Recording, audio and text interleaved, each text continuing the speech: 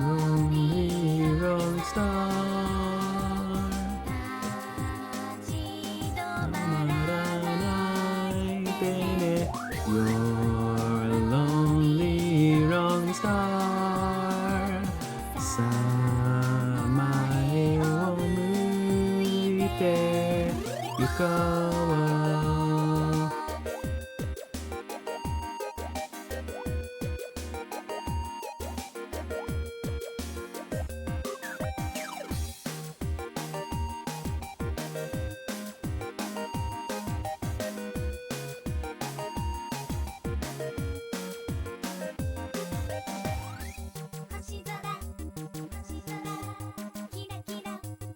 キラキラベイどうよ甘くて切ない思いが募るの抱きしめた想いは夜空を舞い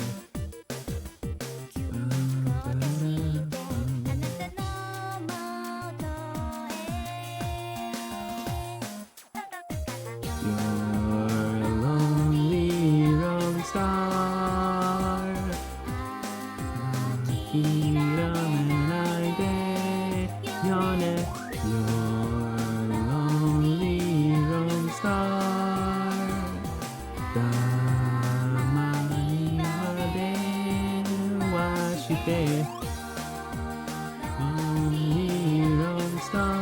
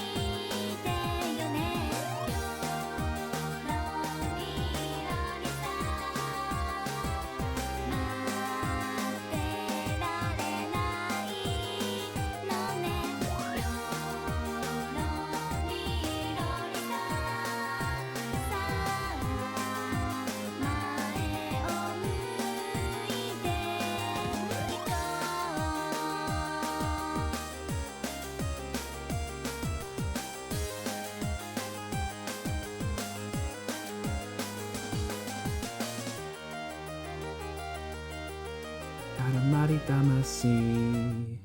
Bum, ba, ba, ba, ba, bum, bum, bum. Hello, it's Tenchi time. It's Tenchi Monday. Hello, my little simpletons. How's it going? I'm doing well. I am full of chocolate. I was hanging out with some friends this weekend, like I mentioned yesterday. And one of my friends, Sil, she's been on stream before. Her MO is to always bring out a bunch of candy whenever we're hanging out. And isn't hanging out with candy around just the best? Especially because when you buy all that candy, you're not hoping to hold on to it. So I remember I had got a fistful of one of my favorite chocolates, which is Kit Kats. Have you had a Kit Kat before? I'm sure you have. They're very good. They're very crisp. And I think I feel like half the reason I'm there for like any food is texture. So the fact that there's like that crispy little wafer hooked me up, dude. And that's also why I like, have you ever had like Take Fives? Those things have like have pretzels in them, but they also have a whole bunch of peanuts too. It's crispy and it's crunchy. What the heck, man? It's like cheating, to be honest. Friggin' candy cheating. I like Snickers too because of the peanuts. Peanuts can go in freaking everything. I remember the first time I had Thai food, and I had pad Thai, like chicken pad Thai. Holy cow! Just a couple of crushed up peanuts over top of that, instant hit of protein. Oh, I like them so much. Well, I wanted to talk about this other thing I've been doing recently. So, and by recently I mean we've done exactly one so far. But perhaps there will be more in the future. So, I have been listening to a ton of music lately. Mostly King Gizzard and the Lizard Wizard. If you haven't heard of them, they're like a rock band from out in Australia. They do like freak music. They do like old man music, but they're not old men. What's another uncharitable way for me to describe them? They're just strange. They're weird. They do all sorts of music. I think they try to reinvent themselves pretty much every single album.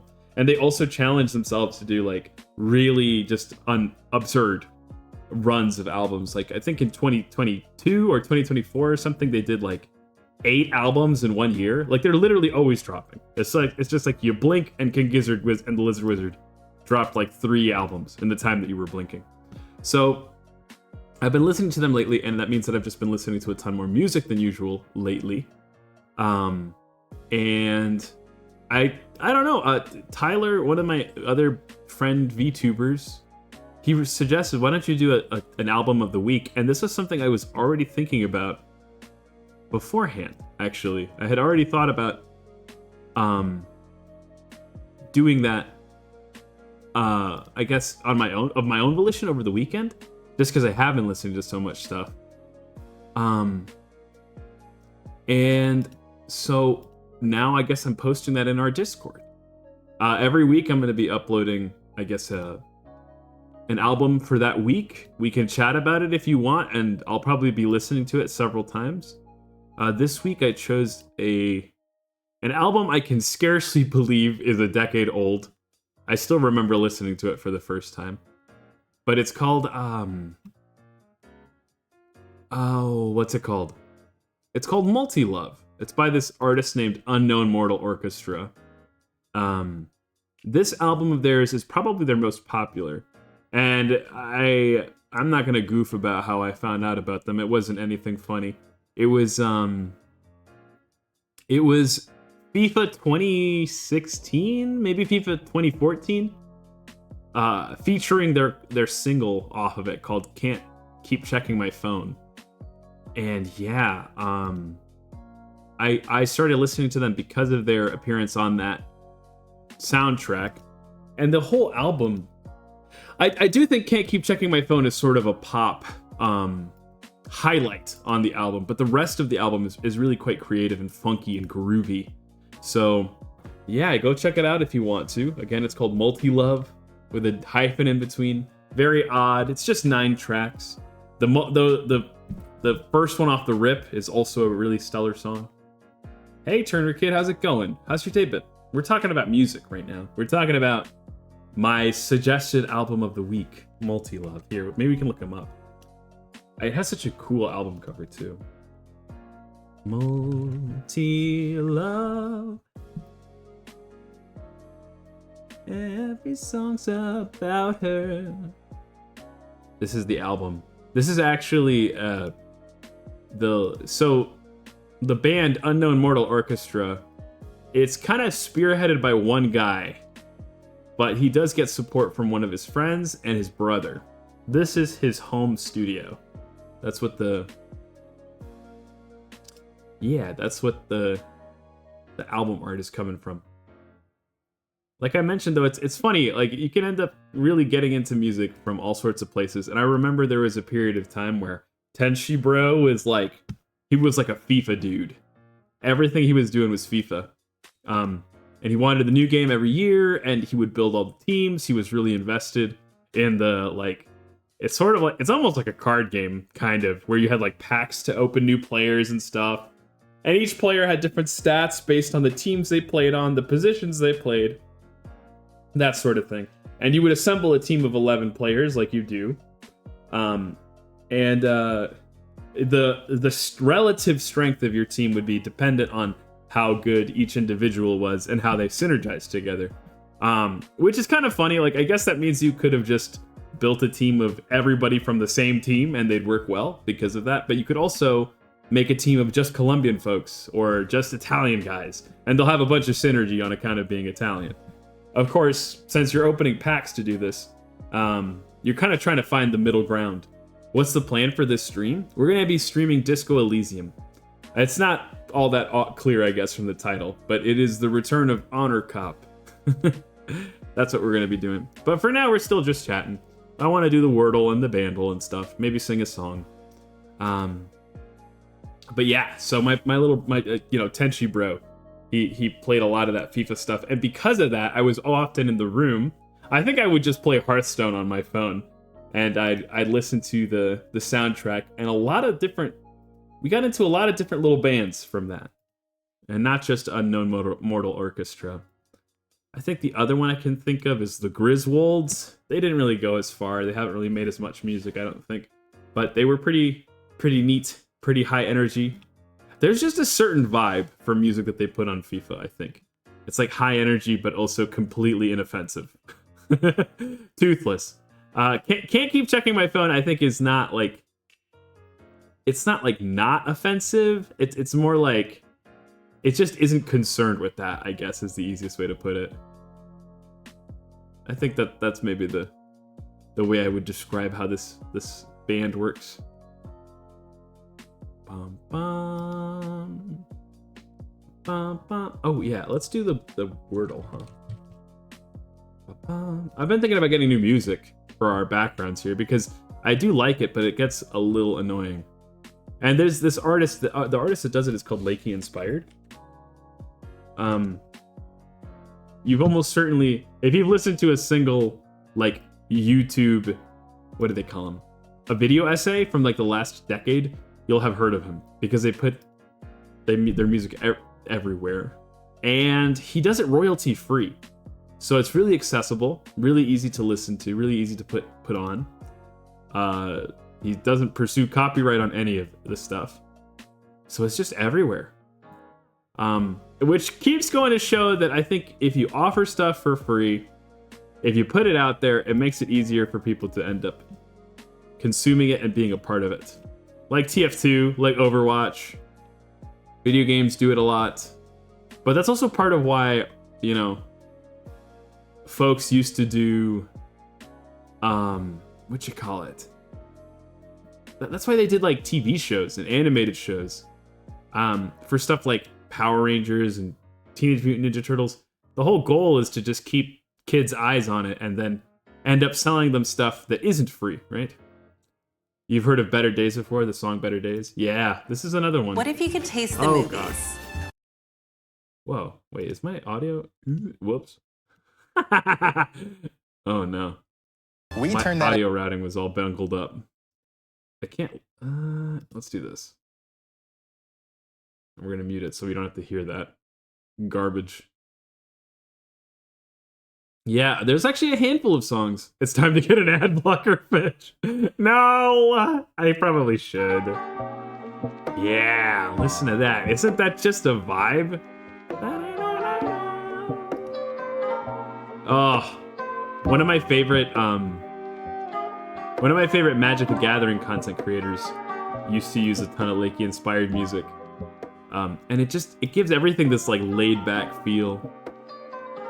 What's the ad blocker everybody uses? Is it uBlock Origin? Can I just add that like right now? Is it gonna ask me questions?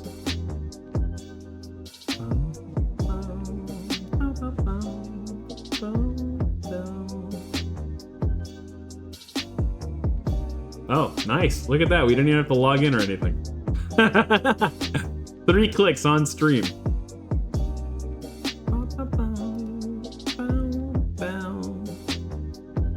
Yeah, but a really good vibe, this song, and all of their music. In fact, it's been a long while since I've been, concepting this whole VTubing thing, and I have a huge, long playlist of songs I've wanted to use as background music. Some of it includes Jeff Rosenstock's stuff, but it's a little tricky to do that, just because I would want to filter out the vocals. I just want the like music. Here, let me see if I can go check I gotta go over here, and I'm gonna go check my playlist. I want to see what else I had put in there. I was thinking about it for a long while.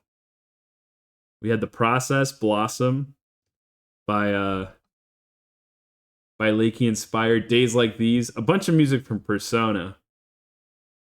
Oh, yes. Okay. This is the song I wanted to do from Jeff. It's I Wanna Be Wrong. Let me see if we can find like a karaoke version or an instrumental. I mean, that's the song. Maybe instrumental. No. Well, we can just put it on for a little bit.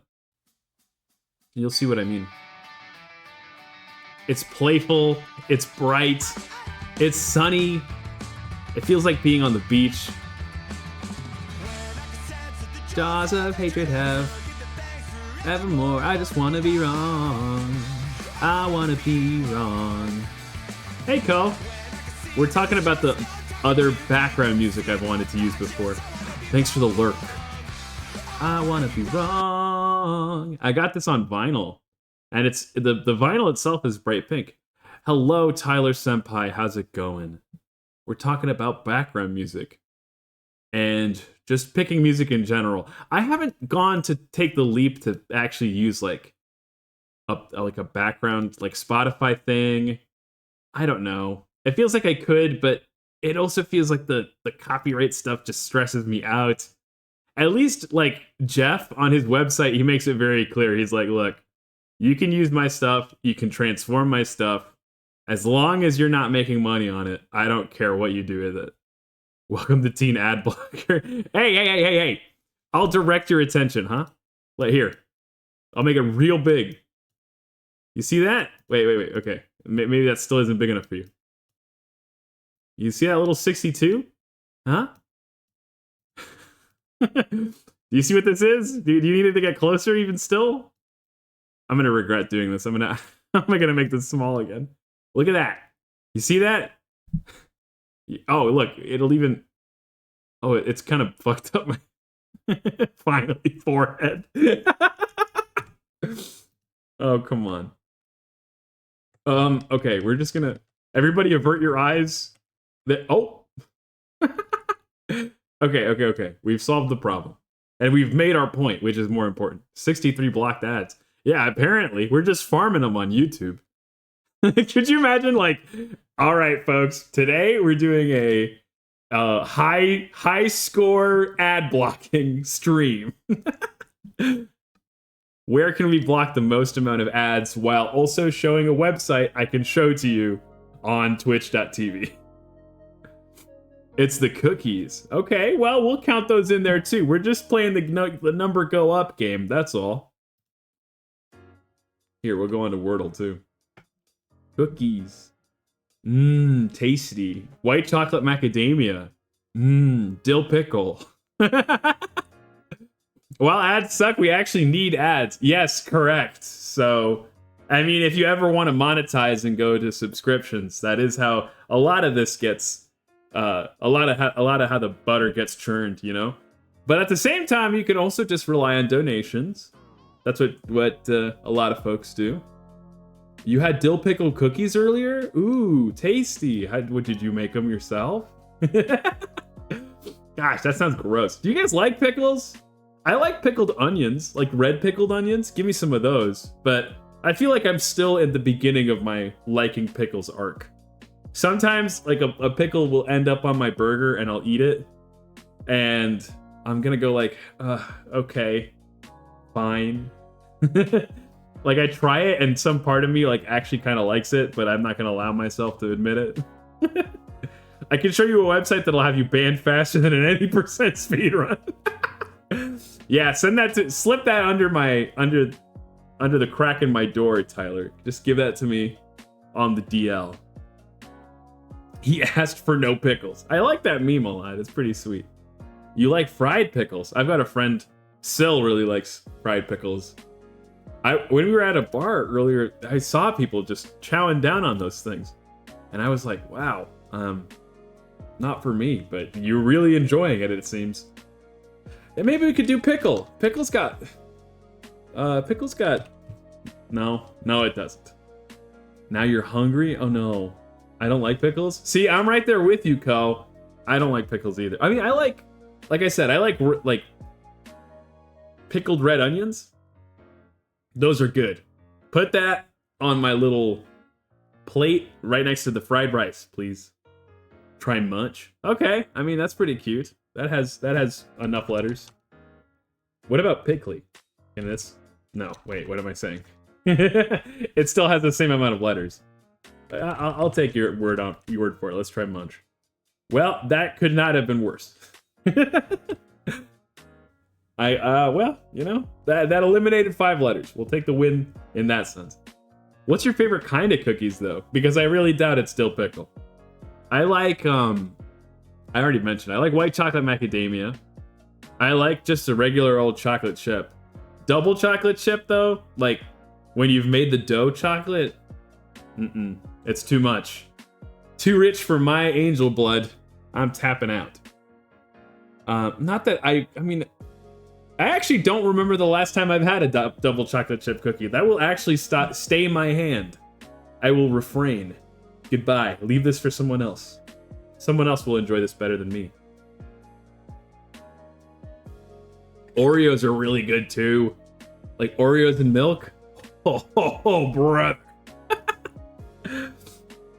You like chocolate chip, a classic? You also like chocolate chip macadamia nut.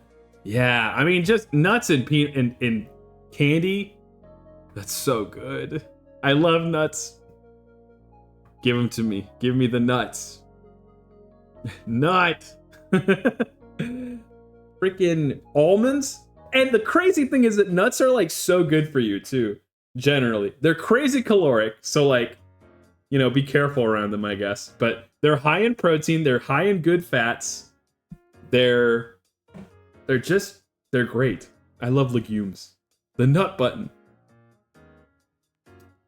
You can't do it that often. Although I guess you may as well. Everybody clip that. I mean, I feel like I've had more sensual things to clip, but it is, yeah, you know, pretty goofy, pretty funny. Enjoy it. Hang it up on your wall. Play it. Make it your ringtone. Nuts? Maybe we could do it like a... Well, we know there's no N or U, so we shouldn't do that. Almond? Dang it. How do you guys say it? Because I've had to practice. Wormy bullies me. Wormy will hear me say almond. And they'll repeat it back to me. Almond? Almond? I think it's almond though, right?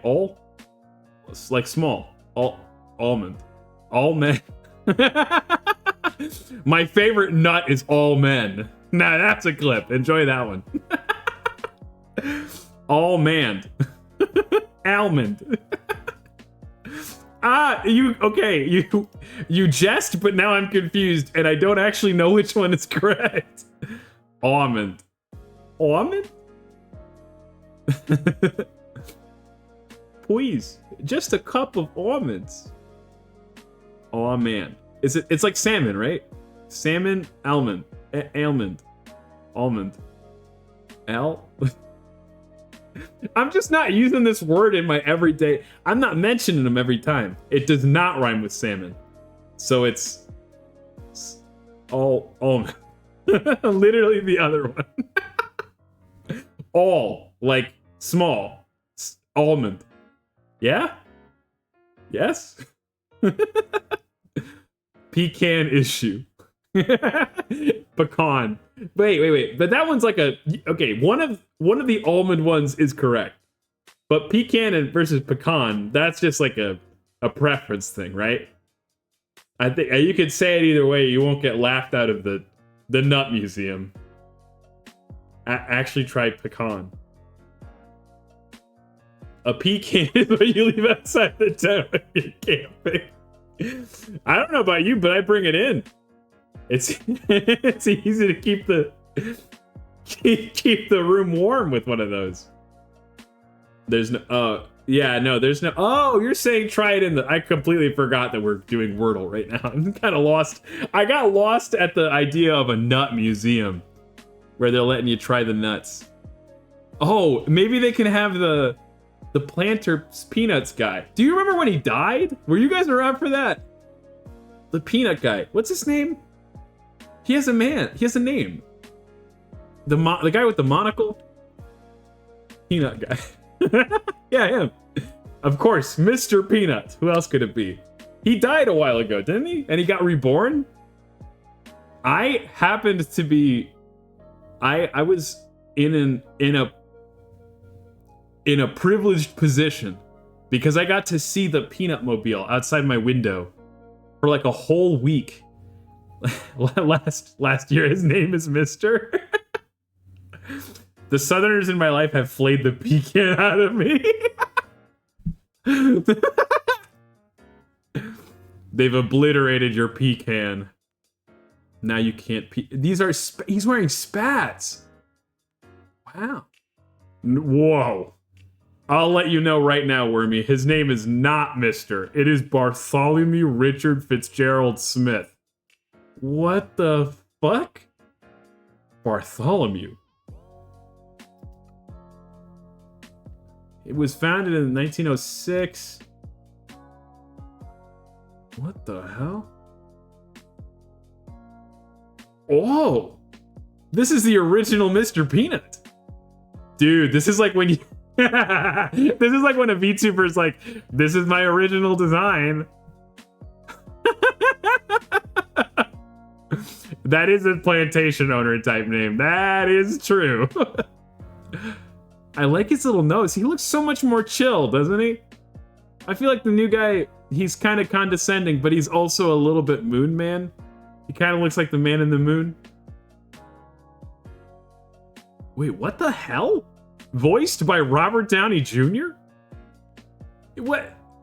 When and why? What? Robert... You're telling me Iron Man was Mr. Peanut?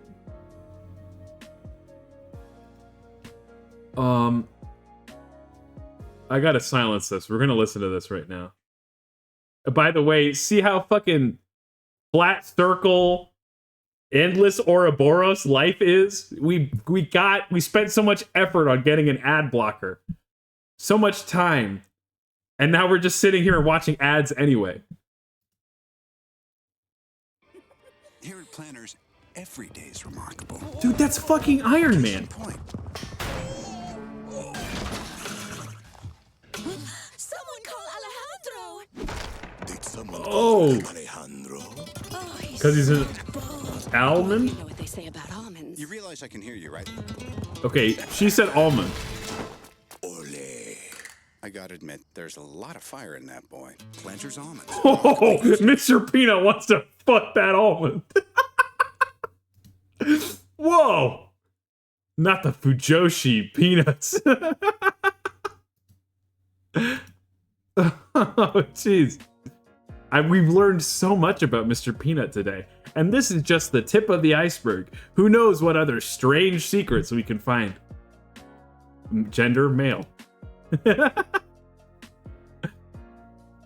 Without another ad at the top. That's fair. That's true. It's well worth it. I'm still gonna poke fun about it, though. A robotic version of Mr. Peanut appears in the Netflix film The Electric State. What the hell? Jesus. There's a novel called Mr. Peanut where he imagines killing his wife with peanuts? There's another peanut guy named D? What are we talking? Oh, okay. Yeah, very funny. D's nuts. Very clever. I caught it, so it doesn't count. No, no, no. You did not get me. You're too slow. You see, Fair Chatter, there is a delay between you and me. No! I refuse. I did, honestly, yeah, if you were in the same room, you would have gotten kind of clowned me. No, I definitely didn't until I said it out loud. Then I was like, well, you were gonna search it up. Yeah, okay, so maybe I opened a new tab. Oh, my favorite is, I remember, we all remember, of course, Pyro, esteemed guest of the channel, friend of the channel. He, like, maybe 7 years ago or something, it was like when we had just gotten to know each other, I tried the Updog thing about him, on him, you know? You're like, yeah, I've just been really getting into Updog lately, you know? Really been into Updog. He goes, Updog? What's Updog? I go, not much, how about you? And you could just see his soul seep out of his body. Just leak out of his nose and ears. It was fantastic. It made me 100,000 years younger. Who needs blood? This is why angels are better than vampires, by the way. We stay eternally youthful by being menaces and general nuisances. At least some of us. Some others are like, you know, use laughter, the tears of a baby, you know, people's marriage vows. Not me. That's kind of icky. That stuff seems like a lot of work. Annoying people, on the other hand, the returns are unbelievable. They should make like a Monsters Inc., but instead of Monsters Inc., it's like annoying people Inc. Redditor Inc. We haven't moved an inch. What did we learn? Maybe plant? There's no N. I feel like returning to one of our typical ones. Steam, perhaps. Team. Teemo. Scream. Oh, not quite. Trom. Trope. Oh yeah, I like that. Oh god. Really? No. Bomb.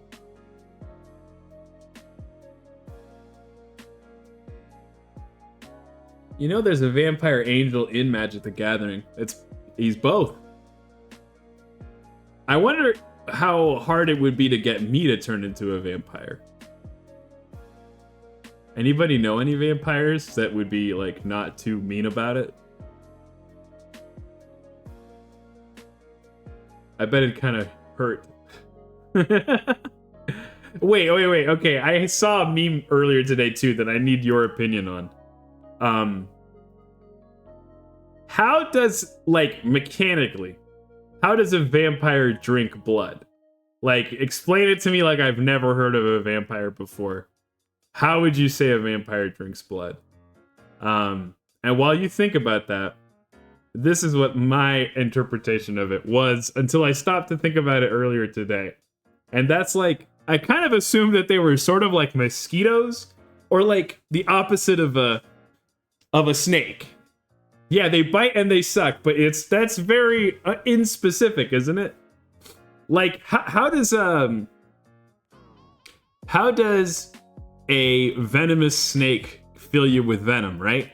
They got like fucked up like little tubes, like like one of those doohickeys you use to tank up your car. Snakes have that. Snake tooth, or I guess venomous snake tooth. I'm looking for like a diagram. Yeah, see? They're like, let me see if I can full screen this. Yeah. They're like one of them things you use to tank up your car, meaning that there is like a huge tube in the middle that actually deposits the venom into you. And that's how snake teeth work. Or fangs, I guess. They're not really teeth, are they? They're not really using them to crunch and munch. But so I've always imagined that vampires have like this, but in the opposite. As in they have a tube in there and they're hitting you with their teeth and then they're sucking your blood right out through the tooth. You know? Like they're not like puncturing you with the teeth and then licking it up or sucking it up. I was thinking that they just use their teeth. Did anybody else have this conception, or was I like the only lunatic thinking of this? There's actually a guy who got bit by many snakes over 20 years so they can make an anti-venom. Wow. Maybe they can do that with vampires. Make like an anti-vampire serum. Though normally they're pretty effective after just one, right? They weren't in Dracula, though. As I recall in the original Bram Stoker, you had to get like kind of groomed by a vampire over a while. Otherwise, you'd just be like under their thrall. You wouldn't become a true vampire.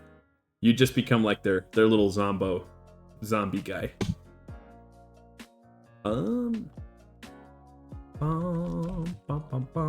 Reality, no. Gravity. Oh, snap. Deer. Dirge.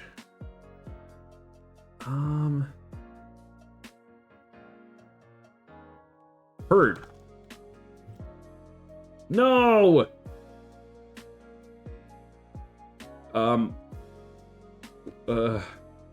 What could this even be? Beard. Ah, there we go.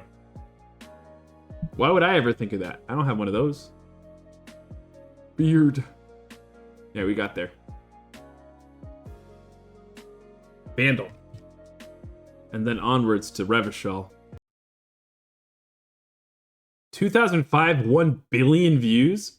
What the hell is this gonna be? My head is going to Britney Spears. Or perhaps, Songs About Jane, This Love, Maroon 5.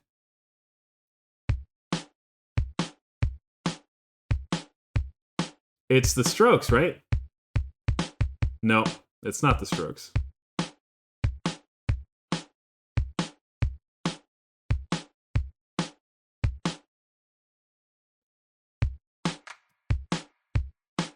Claps? It's not. It feels like this is too old to be Black Eyed Peas Pump It, but that's where my head goes because of the claps. No. Where's the bass line?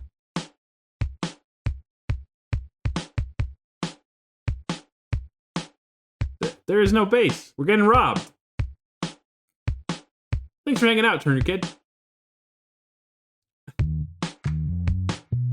Oh shit. Okay. It's Feel Good Inc. I'm always quoting this one. I want to hear their voiceover. Together hand in hand. On your side is everybody in.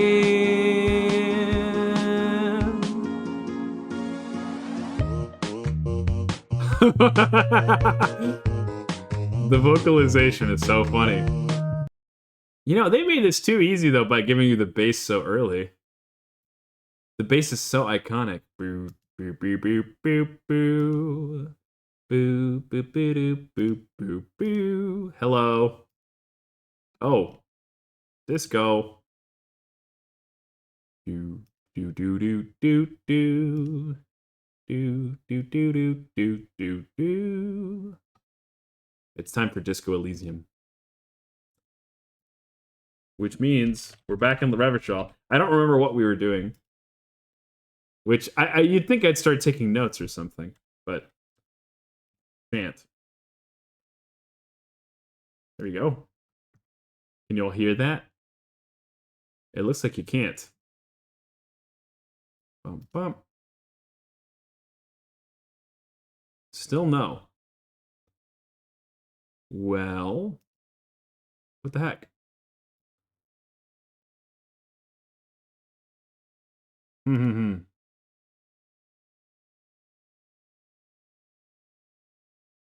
City's breaking down on a camel's back. They just have to go 'cause they don't know whack. And all something. It's appealing to see. You won't get unaccounted 'cause you're damn free. Damn it. Come on, dude.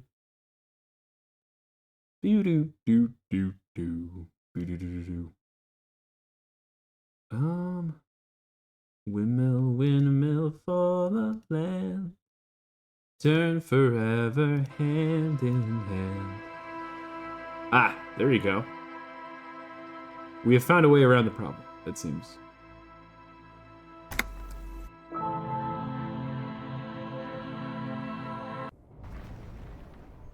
I wonder what kind of music these poor bozos would listen to.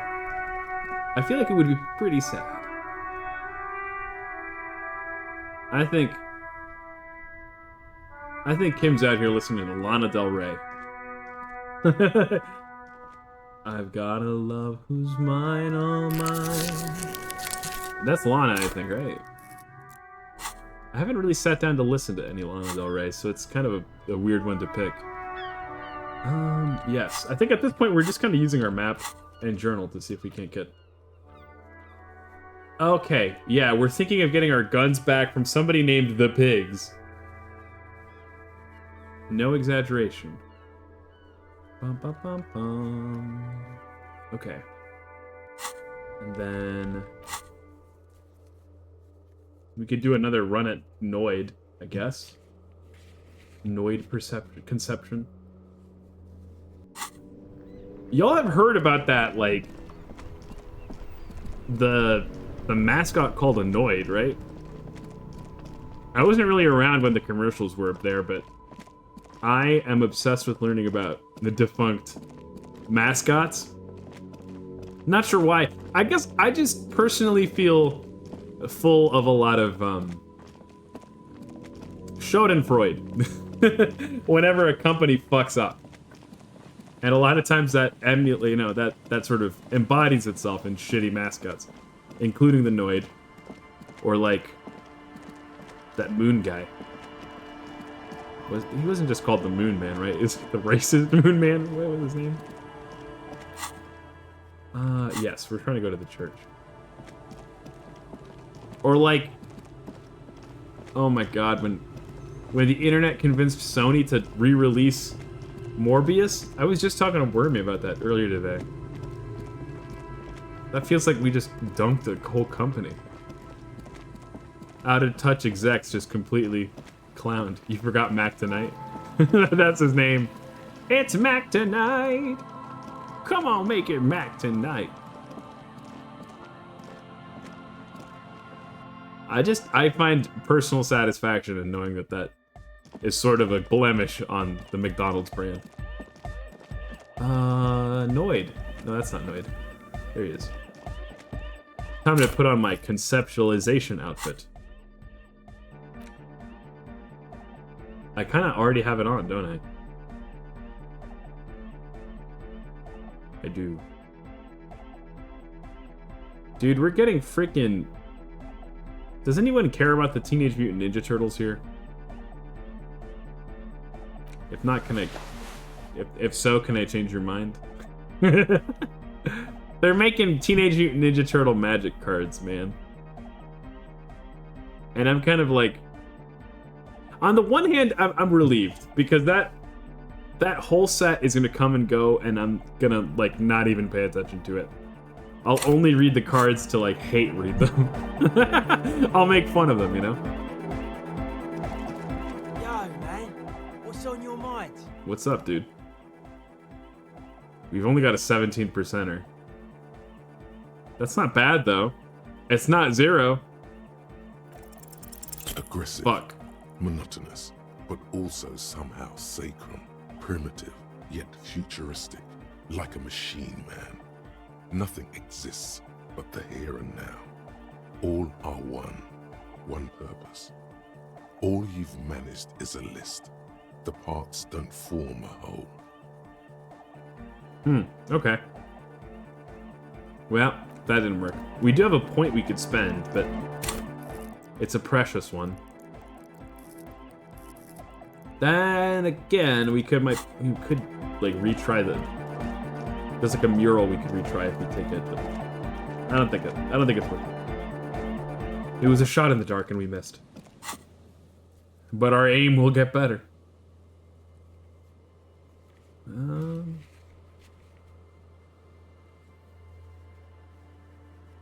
I guess we could try to get laid. Isn't it awkward? No, we can't do that with Kim around. He'll make it awkward.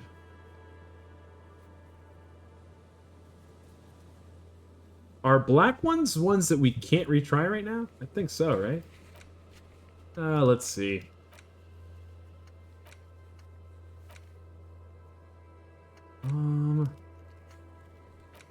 Find the murder weapon. I guess there maybe is an area we haven't explored yet.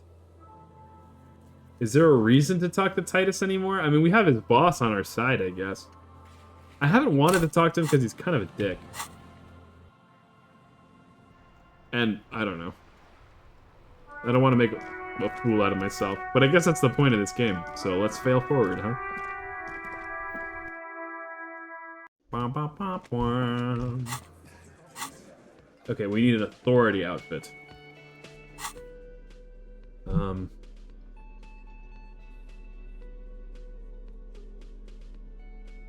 What do you wear when you want to look like you're an authority on something? I normally just wear a big white t-shirt that says, I know a lot about, and then whatever I'm trying to impress upon someone. Ask me about McDonald's mascot characters. Like Grimace. Okay, well, none of these are really doing anything for me. I don't think any of them are, like, lowering my authority, though. And I think, as I recall, my authority is, like, pretty okay. It's not terrible. Looks like the circus left town, but the clowns are still here. Well, you still got a ticket to the clown show, so... Fuck you. Oh, this is fascinating, isn't it? Right, whoa, were we from Boston? I think we were from Boston. I guess we could elect a different location. Maybe we make him Southern today. I reckon I just found a bullet in the hanged man's head. A bullet, you say? That's mighty curious. Mighty curious. Indeed, mighty. How did it get there? Well, there are so many bullets in the world, and so many heads. Are you putting them all in there? I guess it's only logical. At some point, one of them bullets had to end up in one of them heads. Okay. It's bound to happen again, you know? Just statistically speaking, of course. Is that a threat on an officer of the law? I will have decorum. Maybe I'll just do Boston instead. Do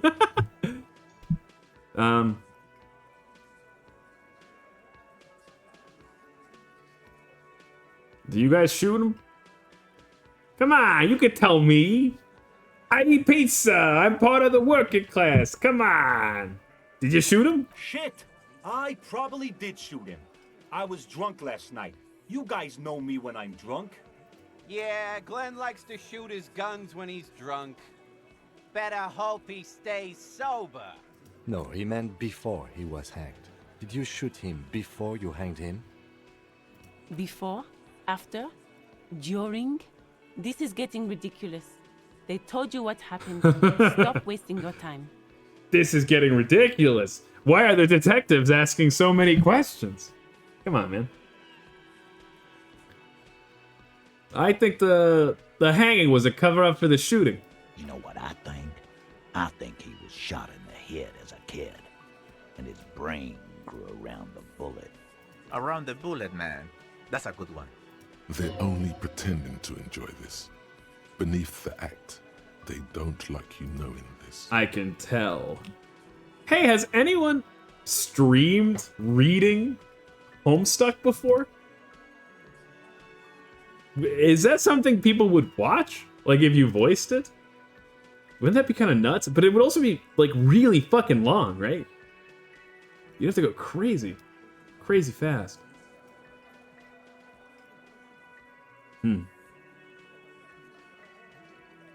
Well, we'll figure it this out sooner or later. Never been worried in my life, Lawman. I don't believe that. It's not like you blew it wide open, but there's a little crack in there somewhere. Many have attempted, and every single project has fallen through. Oh no, it's never worked for anyone before, and they just all delude themselves into believing they'll be the one that can make it work? That's too bad. But maybe we can be the ones that'll make it work. They all get to Act 3 and give up. What happens in Act 3 that, like, turns that shit around? Is that when the... Okay, this is Sharp Finch's speedrun 3-minute recap of Homestuck.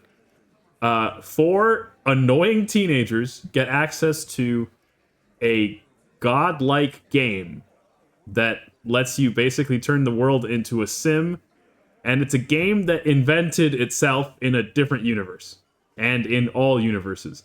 It is a game that helps people make new universes. And they're being helped by a bunch of people from a different universe. They're called trolls. And all of those trolls are stuck on a spaceship or something. Is Act 3 when they're all stuck on the spaceship? Like I remember there being a point in time where they're just on the troll planet before they get stuck. It's not about the content. They're just already at like 200 trillion words by then. So everybody just loses volition. By the time you get to Act 3, it's already been 2 years, and you don't even remember why you thought it was funny in the first place. They're still doing Sims on John's house by Act 3? Get the fuck out of here, dude. I didn't realize how much of it, but like, it's wonky too, right? Like, isn't one of the acts like 80% of the story or something? Surely somebody has tried to like voice act the whole thing too. Man, I'd watch that. Anyway, back to the matter at hand. Hey, I found someone who saw the hanging. A witness. A witness? You ain't got shit. The locals would never come to you with this. Each act is essentially exponentially longer. Fuck, man. So there are some things that get me to want to go read Homestuck, and one of the things is imagining what this... There's like a point in the show where they start having like anime superpowers, and they're like all in stupid bright blue and bright yellow outfits. I just want to know what the fuck is happening there. Like, what powers do they have? Why do they have them? That seems kind of cool. And I'm almost willing to read just to find out what the fuck is happening.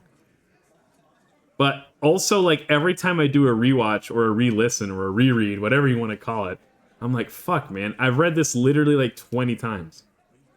I didn't even get to the God tiers. No, I didn't.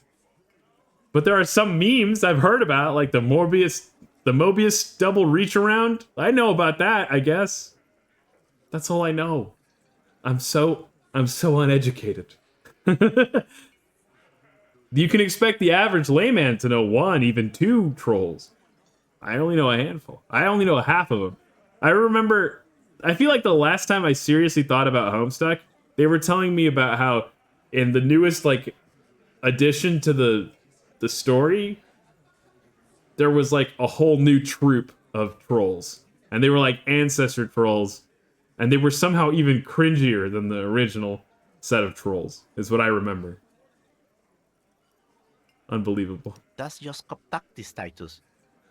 Next, he's gonna tell you one of us already roll on the others, and is in witness protection. Alright, that would be a good idea. Except my witness ain't local. Well, let's hear it then. Who is your mystery fella?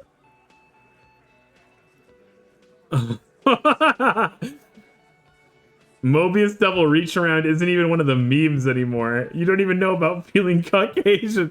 No, I don't.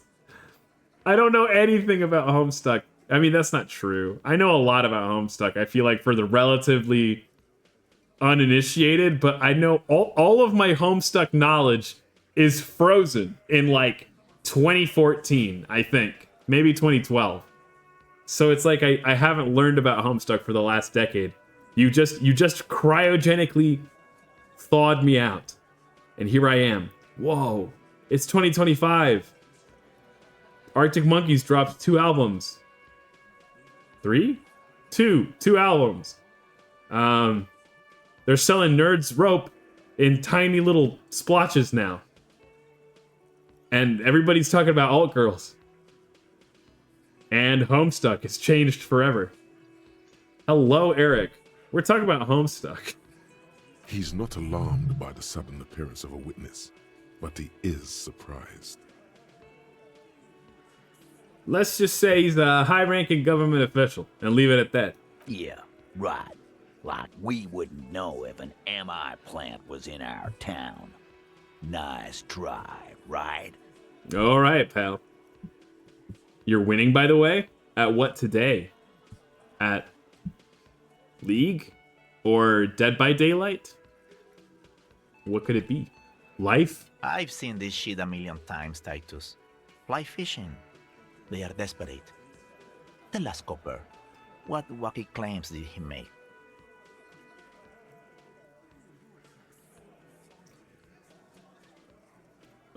Well, sticking to the facts, the witness said he saw 2 people of Arapagiate descent and 1 mask. Arabagite? Boss, I think he's trying to say me and Theo. Well, yeah. What is confusing you? Eugene, Theo, and Elaine were there too. I already told you. We were all there. Winning your heart? Is that what you're winning at? Maybe. You know what's winning my heart is cookies. We were talking about... Oh, and chocolate. Kit Kats. Have you ever had a Kit Kat? Oh, those have my heart and my arteries. My angel arteries. The witness said the hanging went down very quietly. No shouting, no commotion. It's you assholes that feel the need to go around like a fucking brass band. The Hardy Boys are dead silent. Yeah, it's like they put cowbells on you before they send you to the streets. What's with the cowbells, policeman? Ah, the witness said it all looked like a surreal play. Those flaccid MI cocks with their culture language. Everything's a surreal play or sublime whatever. Doesn't mean anything. It means the whole scene was long and drawn out, like it was from a film. What is this fella's problem? Sorry we didn't make it more action-packed. It wasn't the first thing on our minds, you see? You didn't think of the cinematography, you fools. Shanky, it's Shanky, right? I thought there's something wrong about the lynching story. Now I know there was. You don't know shit. I know you are lying, Shanky.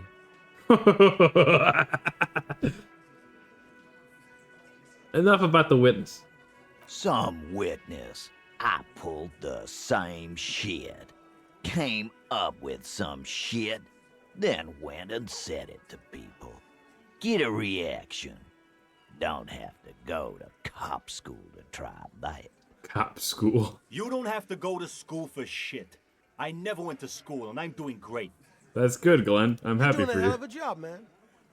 Hell of a job. Ah, that's sweet of him for being supportive. Okay, maybe it doesn't feel like this did anything to them, but they have to be fretting a little. Everyone is afraid of witnesses. Witness is a scary word. Okay. We've got a 58%er. We get it more often than we don't. People would kill for odds like this in Magic. Or chess. Lock and load, I guess. Wait, yeah, no, we don't have any authority clothing. I guess we just lock in. As you look Let's around this go. room full of sweaty men, swearing, drinking, spitting out tobacco, does this look familiar? Where have I seen this before? You believe the place was called Precinct 41. It was also filled with, almost exclusively, men, sitting on desks, talking shit and wasting time. All right. You seen Apricot, old Purdue's daughter? Asks Lieutenant McCoy. Replies Torson. The ass on that one. McCoy shakes his head in appreciation. A bit strange the old man named her Apricot, but, I mean, who am I to judge? Wanna hit the kebab joint? I get it, Titus. You guys really are the authority around here. Huh? You must be. You're just like real cops. Drinking beer and sitting around with your dicks in your hand. You got a problem with beer now? Not quite there yet. Push on. Oh, man. These lines are cruel.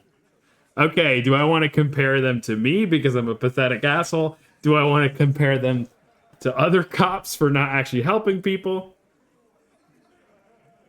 I mean, all of these are fucking banger lines. No, I'm also a big fan of beer.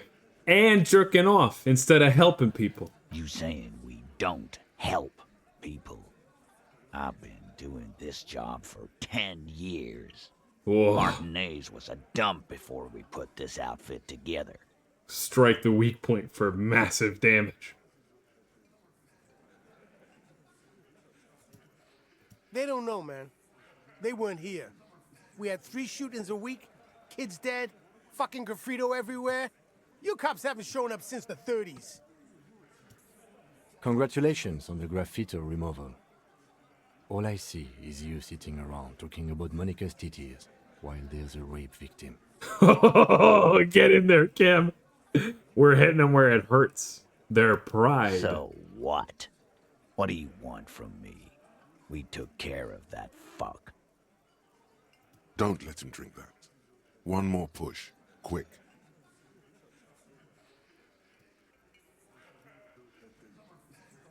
I've asked this before. Why are you hiding the victim? Titus is hiding nothing. Titus? You want to talk to her? Fine, talk to her. I got nothing to hide. So long as you treat her with respect. No questioning, no harassing, or you got the freight train of pain heading your way. Freight train of pain. You understand? What is her name? Claudia, I'm on due. She's staying here at the Whirling in Rags. Oh, A snap. real pretty one. Silvery jumpsuit, blonde. That's Amonju with an O-U. Shit. The girl. The girl upstairs? That can't be her. She knows you drank so hard you forgot you were a cop. Oh, God. Miss Orange Disco Dancer? Sure, why not? You've probably seen her around. Okay. We can keep our cool. You inexplicably add cool after the victim's name, with your eyes bulging like some wild beast. Your fingers are fidgeting and sweat starts forming on your brow as Titus looks at you oddly. I don't understand what's so cool here. Nothing. We just have a few more questions. Then we'll be on our way.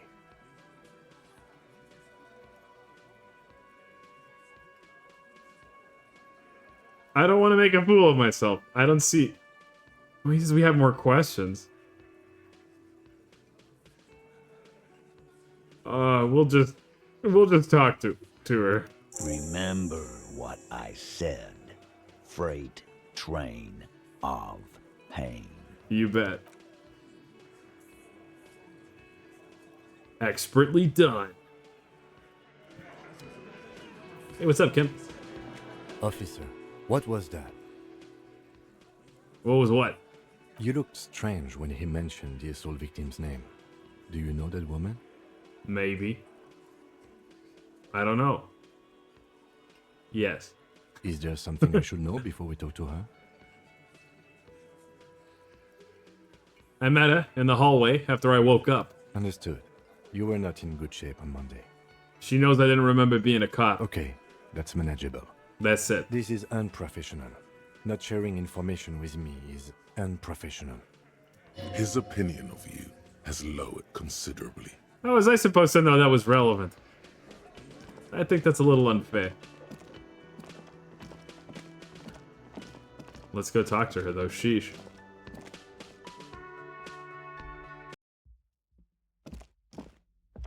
The door is closed. Who is it? This is the police. Can we come in? Whoa. Come on up. The door is open. I'm drying my hair. Sounds like it's coming from upstairs somewhere. You could snoop around before going up. Let's snoop. Hotel bill calculations. She's had an extended stay. Piles of dirty clothes, all a woman's. This room has sad all over it. Reminds you of your own.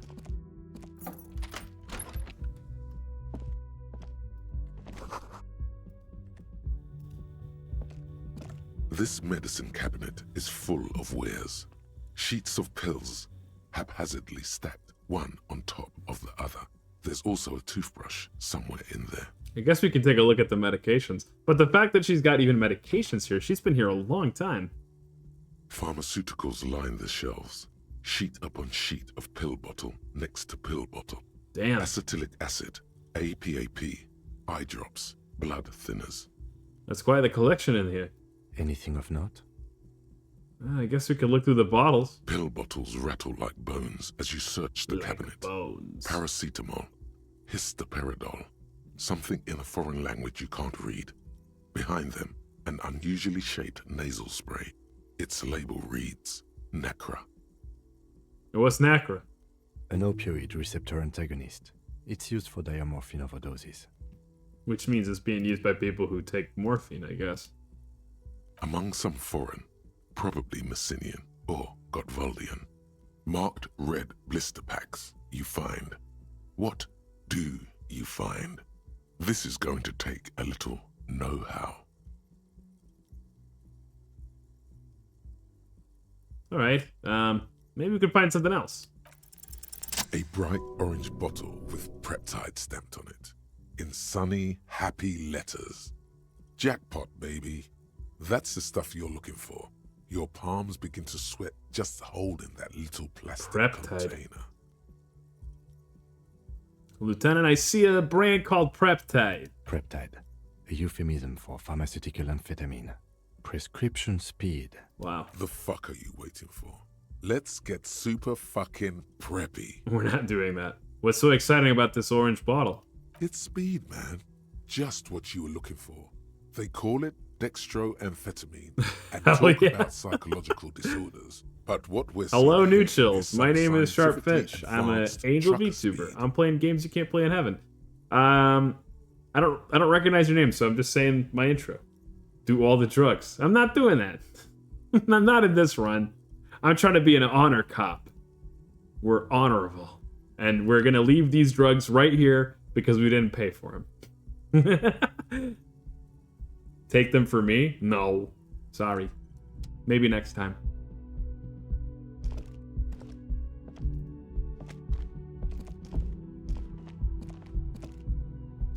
We gotta stick to our honor code.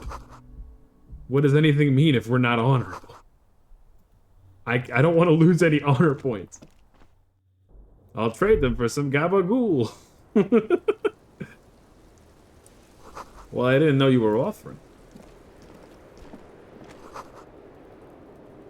Cold coffee and an ashtray that looks like a hedgehog. Lots of cigarettes. Dried white Just wildflowers? as you look at the flowers, a gust of wind raises them from the roof, Whoa. picking them up in the air. Let's catch these. You catch Let's a single go. white flower between That was your for you, fingers. Nu. The rest fly off into the wind. It's a Maybell. A single The flower. young woman looks at the Maybell in your hand, just a glance, then takes a drag of her cigarette. Wait, I actually don't know what a Maybell looks like. I don't know much about flowers. What does it mean? Oh, this is a lily of the valley. These things are poisonous, right? Or they represent death or something?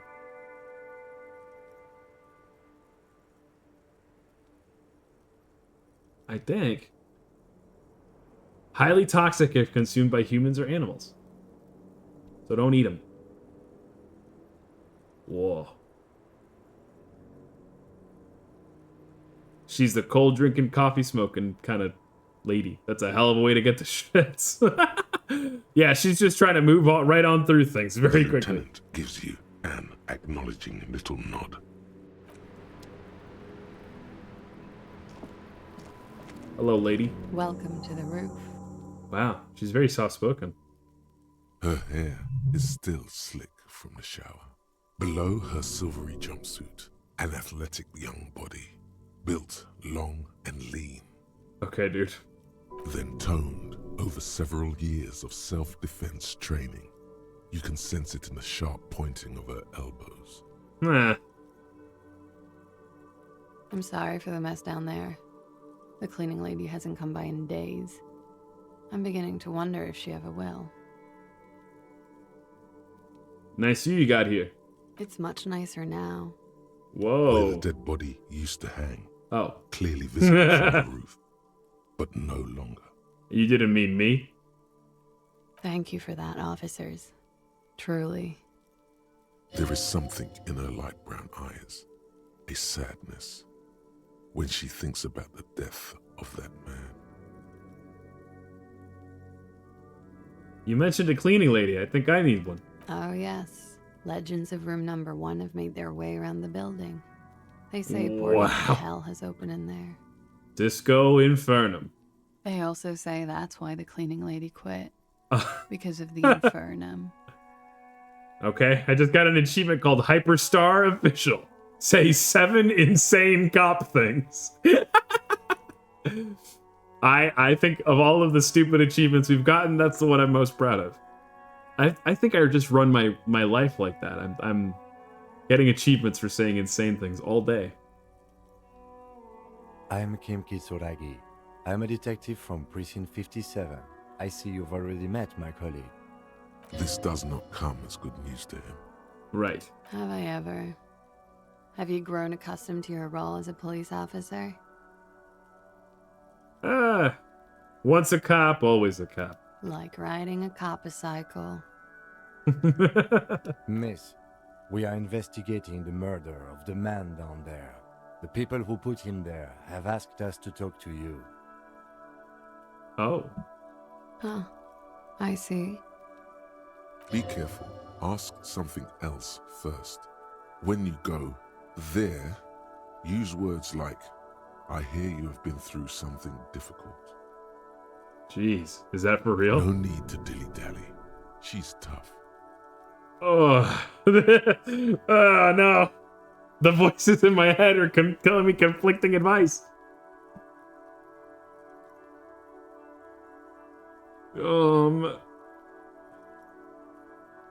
Suggestion has got to be better at this than physical instrument, right?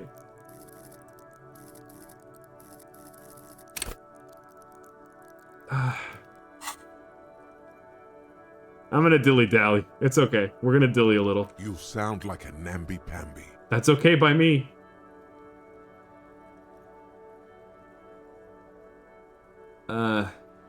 They tell us you've been through something difficult.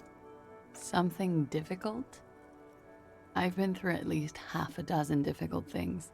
Which one do you mean? Fuck.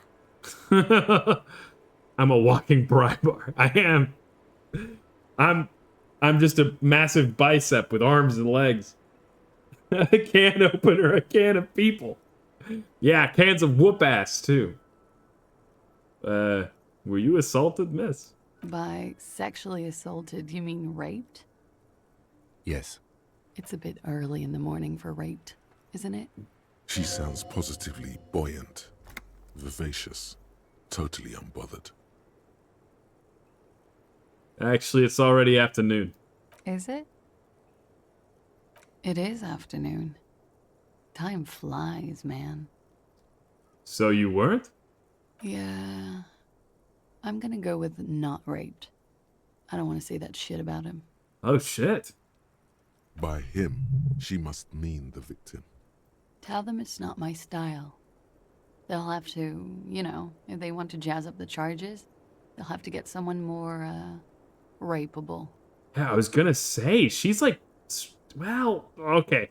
I think I'd rather not say anything. I like her hair. That's what I'll Are say. you saying that you were asked to tell us you were assaulted? This is Not heavy stuff. explicitly, but I understood what they meant. It wouldn't hurt to spice things up a bit. Some assault and battery. Sexual assault, maybe. It was clear the latter would be spicier. Titus asked you to spice things up for us? Pretty much. Warming them. She must be very cold and exhausted of this life. What can you tell me about him? Name, eyes, age? I'm sorry, I can't do it. Not right now. Later, maybe. I keep seeing him. Oh. Like he is now. I can't talk about his, I don't know, hair. I know it's difficult, miss. We can return to it later. What did they hang him for if, not for that? He had something to do with the strike. One has been roiling since I got here. Rotten timing. But you probably know all about it. I might know a little. And his role in this strike was what? I think he was in a security detail. He was ex-military, worked for Wild Pines, and against the Union. We didn't discuss work much, if you know what I mean. But I understood it was dangerous. And they lynched him for it? She nods. Why was there a bullet in his head? Bullet? They shot him too? They stripped his clothes and they shot him? Wow. It's kind of wild. Like, she's tough, but she's tender, right? Like, she's been tough for a really long time, is the sense you get from them. You mean after they hanged him? I'm confused, sorry. Maybe she knew the victim? Maybe. I mean, it sounds like she got to know him at least, right? She had met him, certainly. So am I. Were you aware that he had also been shot, miss? Things are starting to go a little over my head here. I thought he was hanged. I was not present when they did it. I don't know what happened. I just know what they told me. And Sylvie, the bartender. It's hard to know what to think about that answer. Why would they tell the bartender? And if they're willing to... Okay, so Sylvie might also be, like, kind of bought off as well. Don't push her too much. Yeah. How do the Hardy Boys know you? They're frequent guests. Downstairs, they have a booth for union members. They're probably down there now. And how'd you meet? Over drinks. It's been a long, boring winter. I don't want to push too hard, but what did happen between you and the victim? We partied. What kind of party? The kind of party I do with this fucked up face of mine? With all due respect, sir, I think we partied a little harder than that. Harder than this? I didn't know it was physically possible. Oh, it is. You're still alive. Jesus. What did you do when you partied? Is she a local of Mordenay's? That's a good question. I don't think so, right? She's living in a hotel. We drank, sir. A lot. For weeks, basically. We had that effect on each other. We made each other drink harder. That's why I liked him. Oh my god, we can definitely do a run. So, like, I think on day 1, you bump into her, and your body's like, whoa, we should make out with her. I bet we probably could in a different run. What else? Stimulants. Speed also has that effect, making you drink harder.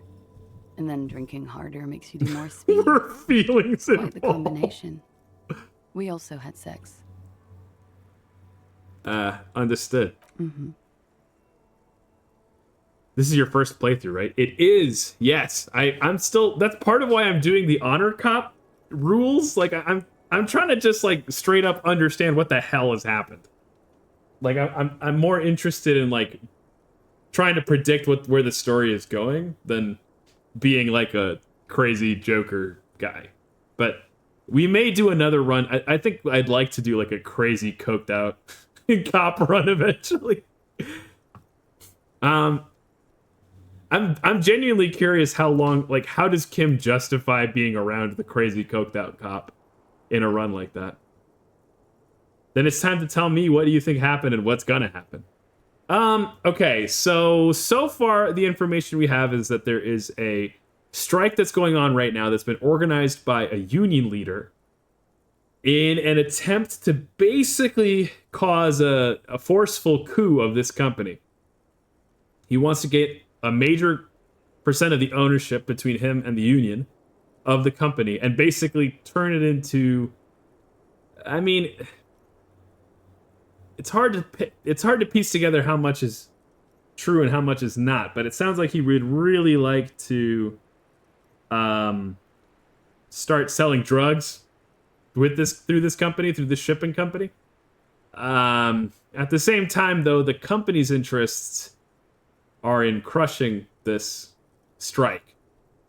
Nonetheless, because of that, there was like basically a muscle man dude that she's describing right now, a bodyguard, a union buster too, near as I can tell, that was coming in on the company's dime, haranguing people, although this lady liked him.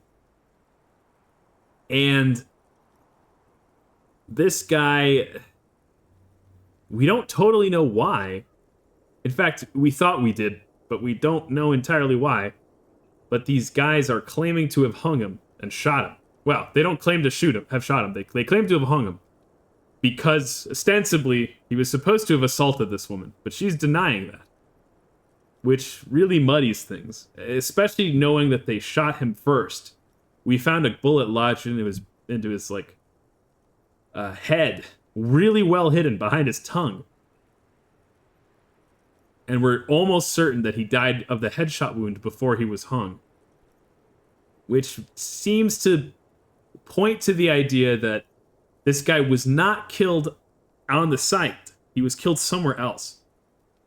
I have a difficulty putting it all together, but so far, the way that the game has kind of painted things, it's really put the union boss in a really bad light.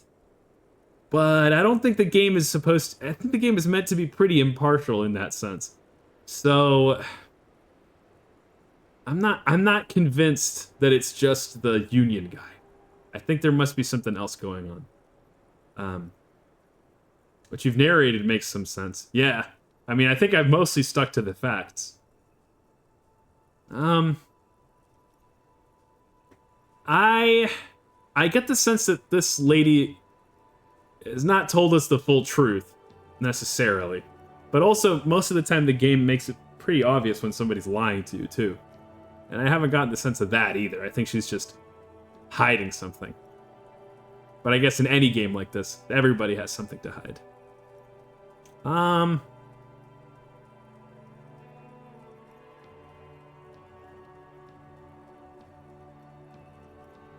The Hardy Boys have something to protect, is my guess. How come you think she's hiding something from you? Because there's such a disconnect between what she's saying and what the Hardy Boys are saying. How could those fools have... maybe I shouldn't call them fools. How could those guys expect to get this past me. I mean, yeah, they were trying to keep her away from me. They were trying to make sure I couldn't ask her any questions.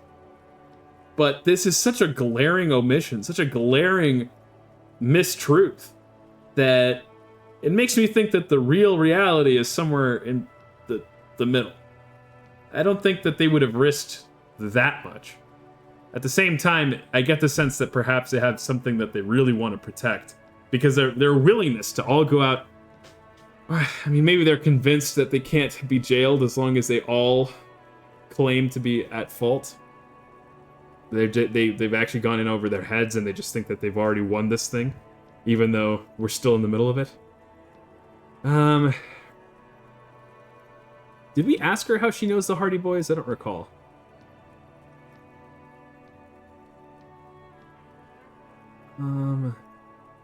Yeah, she just knows them from hanging around here for a while. But she's described being here for months now.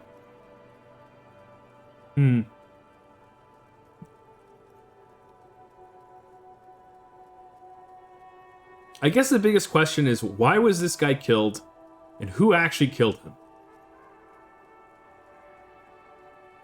I get the sense that the ultimate ending of this, however we want to slice it, is that this guy being ordered to be killed is but a small plot in someone making a power grab on a near, probably national scale. Maybe city scale, even. And we're going to end up, when we solve this case, we're going to end up not being able to solve it without upsetting some amount of the balance of the whole city. Just based on the fact that that's kind of the scale we're working on. What did you find? What kind of bullet did you find in the victim's body? Let me see here.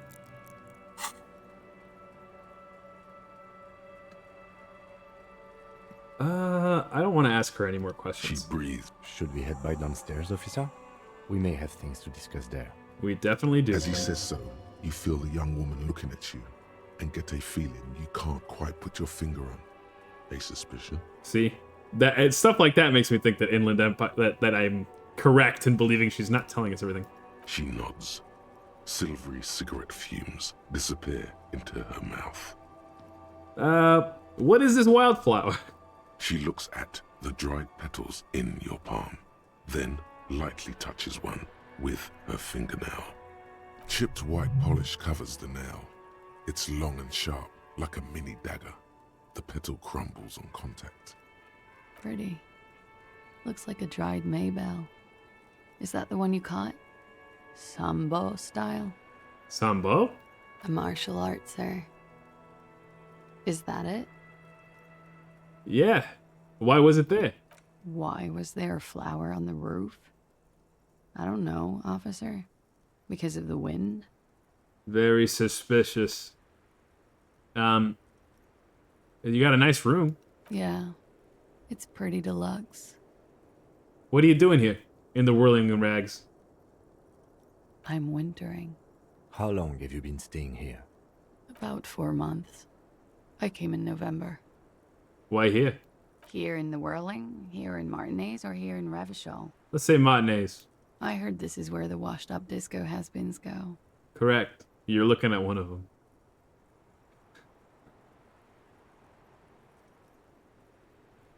It's where the future of dance lies. You're too young to call yourself a disco has-been. I'm really not. Hate to say it, but you got sad all over the place. Yeah. I've contaminated it pretty bad. Is that why you're out here? The contamination spreads from room to room. First, I escaped upstairs. The sad got that too. Then I found the handle for the summer door.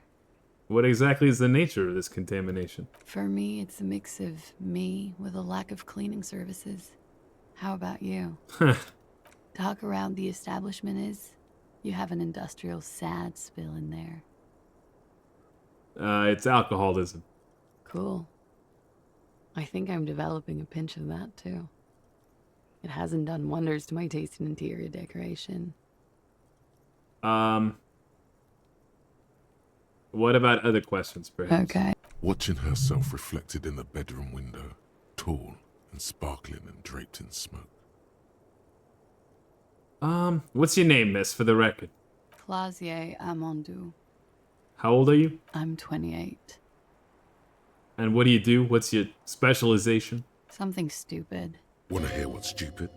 Somewhere in a one-room apartment on Boogie Street, a young man shows patrol officer Tilda his genital warts, asking if they're cancer. His partner, Emil Mullins, can't be there. He's in another apartment with another man who's showing him a dead dog under the radiator. It's dead, Mullins says. No, the man replies. I touched him. He's warm. Yeah, that's a lot dumber, actually. He's warm, Mullins replies, because he's under the radiator. You're a cop? No, no. More stupid. Oranese lit. Oranese literature. It's what I studied at the university. And what is Oranese literature about? Fear of failure, fear of death, how it sucks to be Oranese. All national literatures are... Only the name of the nation changes. If that's true, then Revacholian lit would fit you like a glove. Thanks, Inland Empire. And, what do you do with that? Nothing. I do nothing with it. How do you make money, then? Money is very important. Show her some money. I mean, I've got enough for tonight's rent. Cool. It's not very cool, but what can you do? And where are you from? Vredefort, Republic of Oranje. What is Oranje? A bad memory, officer. A bad memory of what? Of lilacs and lightning. Parks, glass. Duraluminium. Vredefort is a conference city. It's always autumn there. A night. At least it was for me. What's so bad about that? Nothing. If you're no longer there. The conference centers are filled with people who get angry at you if you do something wrong. Did you do something wrong? Sooner or later, everyone does. Damn, dude. The record. Oh, so snap.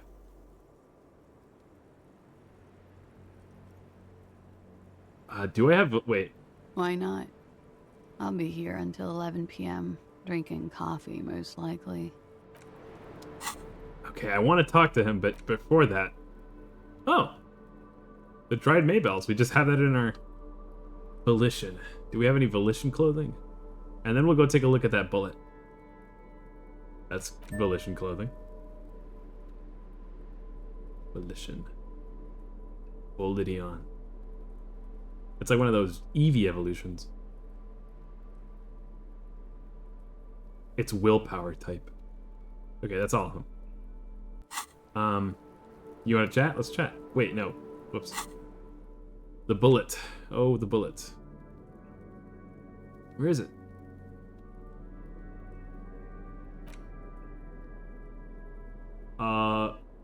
Did I send that away for like as part of the evidence? I think I gave it up as part of the evidence, but it was an old like antique bullet, wasn't it? Here, I think the journal will mention it. It was 4.46 ammo.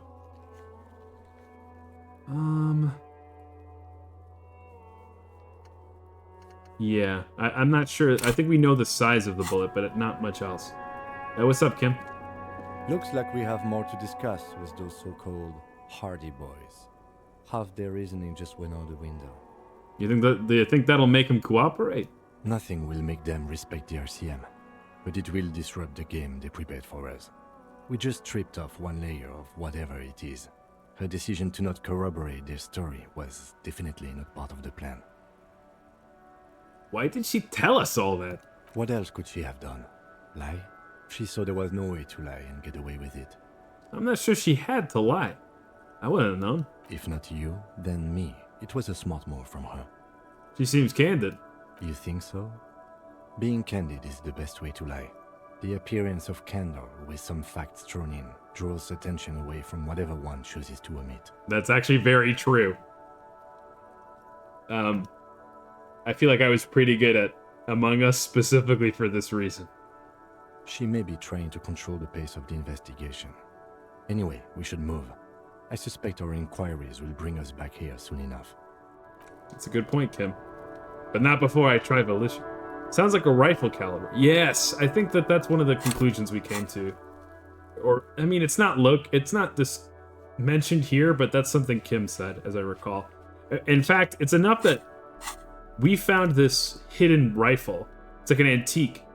And it doesn't function, but I'm pretty sure we came to the conclusion that it would be a gun just like this one, as long as it was functional, of course. Here's the tricky thing, right? Where would you get a rifle like that in a town like this? And, I mean, there's exactly one person we know of that might have kept a standard issue rifle like that, and it would have been, oh, that old guard guy. But he has no motive in this story, I don't think. At least not one we could establish. I don't remember his name. Renee, that's who it is. And I like him too much. It's a fine day for questions.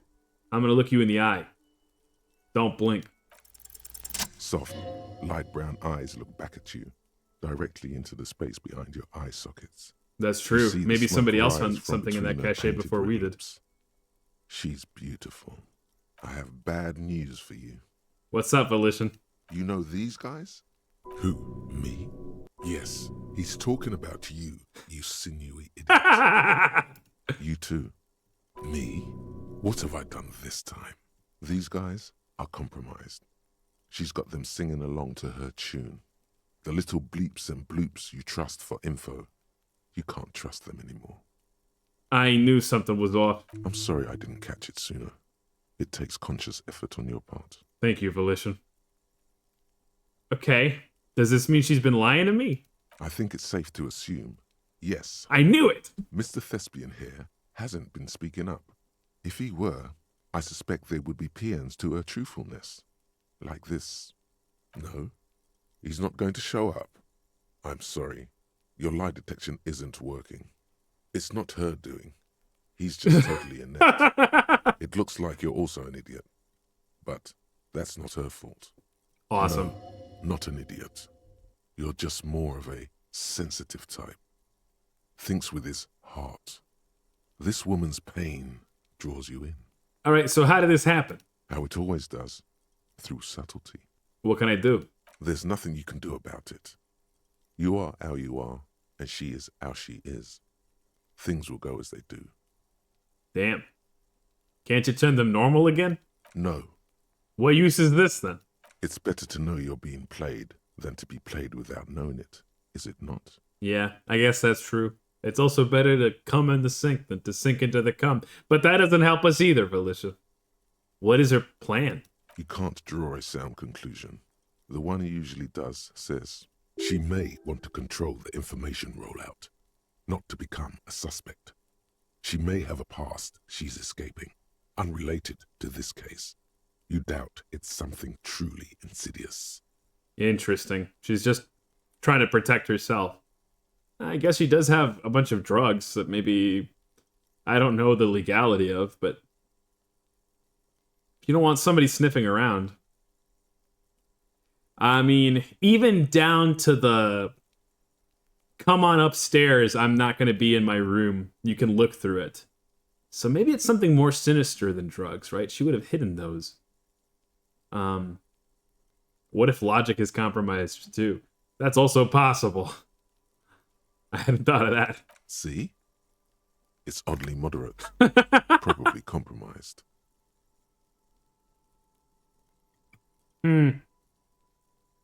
What happens when you have too much volition, though?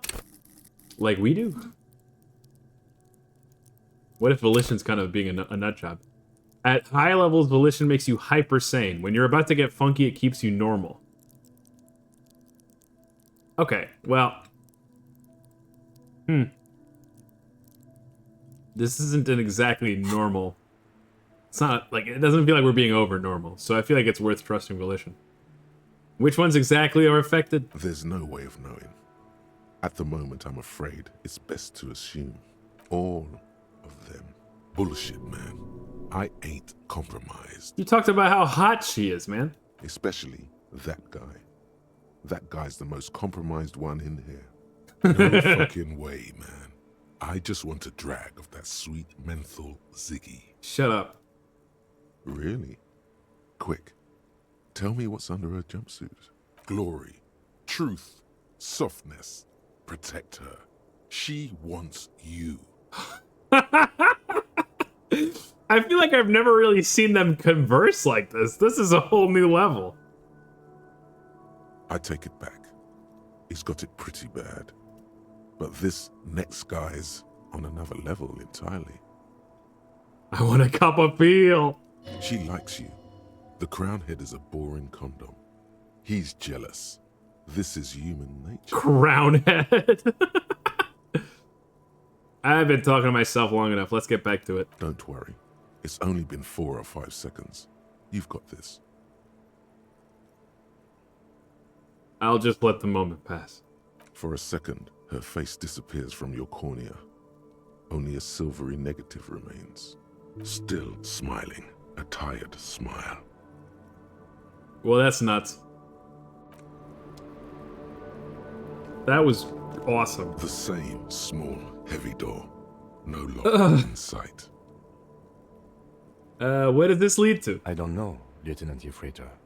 It is not the first closed door we found in this building. There is also your mysterious blue kitchen door. Do you think it's important?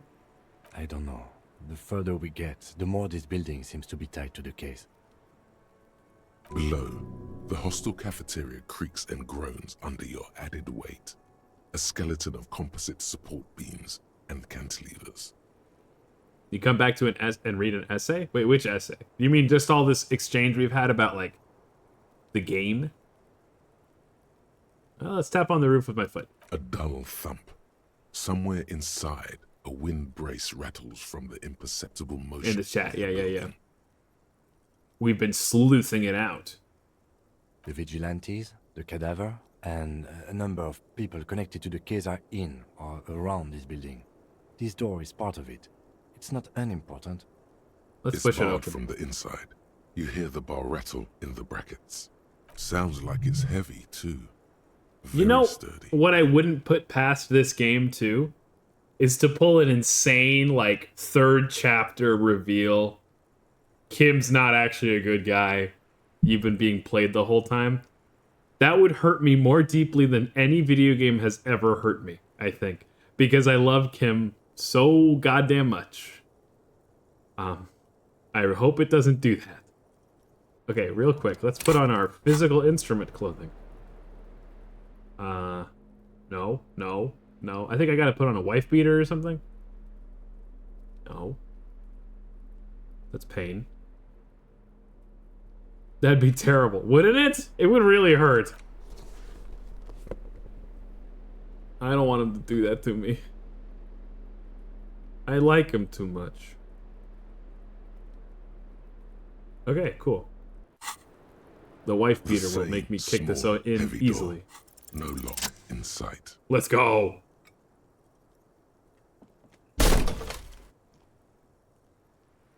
Something cracks inside. It is an unbelievably satisfying sound. Like a rib cage. A keep your friends close and your enemies closer kind of deal. Yeah, I mean, it's very possible, right? This whole time we've been, he's been clearly much smarter and more composed than us. That being said, like, there are things we've discovered together. I mean, he's been very convincing in terms of making it seem like he didn't know about this stuff. All of our senses have not once suspected Kim of anything. Nice. Filling you with a belief in your own body. Nice. Sounds like the property damage wasn't in vain, at least. Would it hurt to look in? Let's see. Whoa. What the hell is this? There's a tiny hole in the wall. You see a bedroom on the other side. You can almost see the shape of a man and a woman writhing inside, bathed in drug sweat and dirty linens. And what were those people? Lie around everywhere. Okay, well, what were they doing in there? You lean closer to the peephole instinctively. I bet they're doing something quite unnatural. They're sensationally unnatural.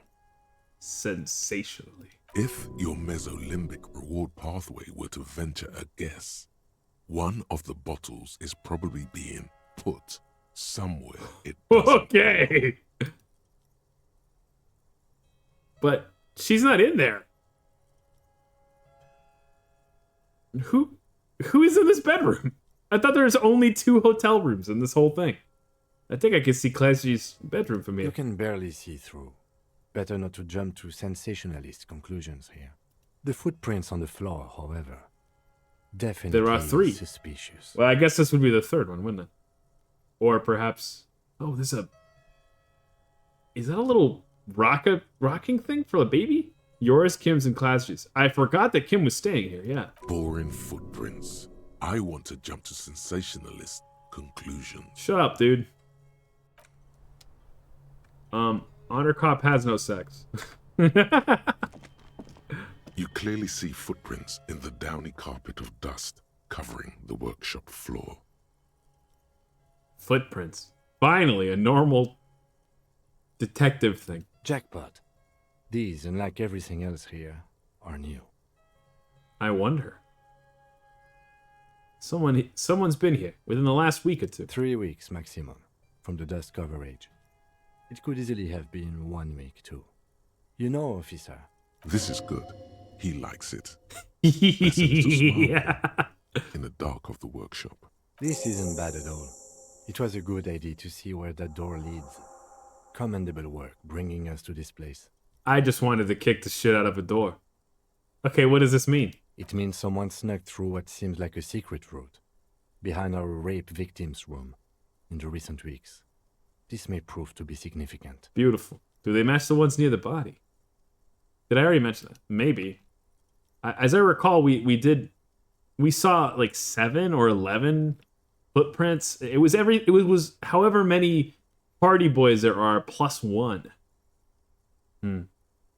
Let's have a closer look then. Large prints, most likely made by boots. Yeah. The size is hard to determine. Sole could be bigger than vamp. The soles have left a pattern, uniform, horizontal lines.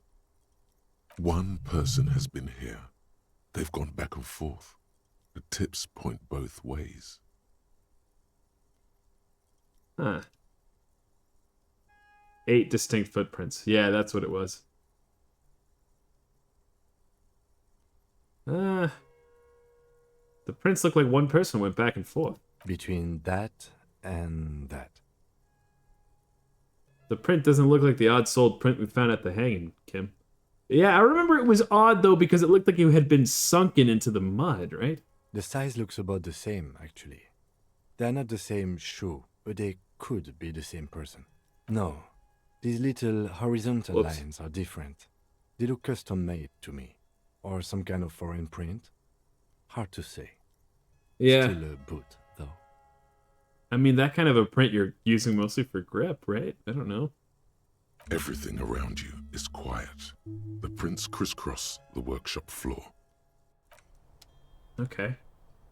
Yeah, is that a crib? A pinball machine.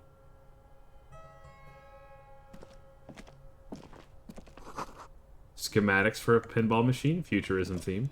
Ooh, very nice. Who could be hanging out up here? He did mention that they, at some point, stopped getting, like the cleaning lady stopped coming by. Pinball maker's coat. Well, that's neat. What does it give you? Like nerd points? Empathy and hand-eye coordination. That's funny.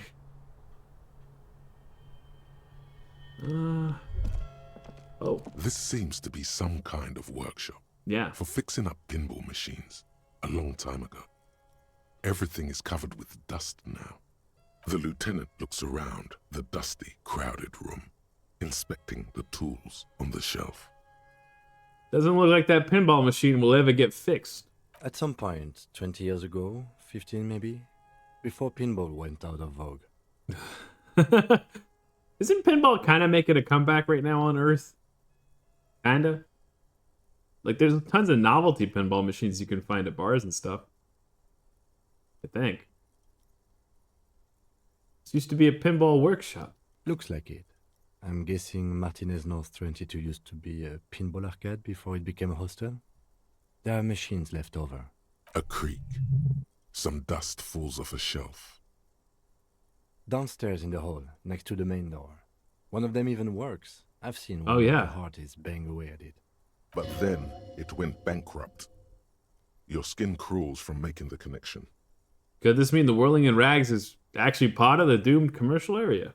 If that's true, then our cafeteria manager is not going to like it. No, he's we should not. Tell him what we found up here, omitting that suspicion. He does not appear to be the kind of man who likes his establishment to be part of a neighborhood ghost story about bankruptcy.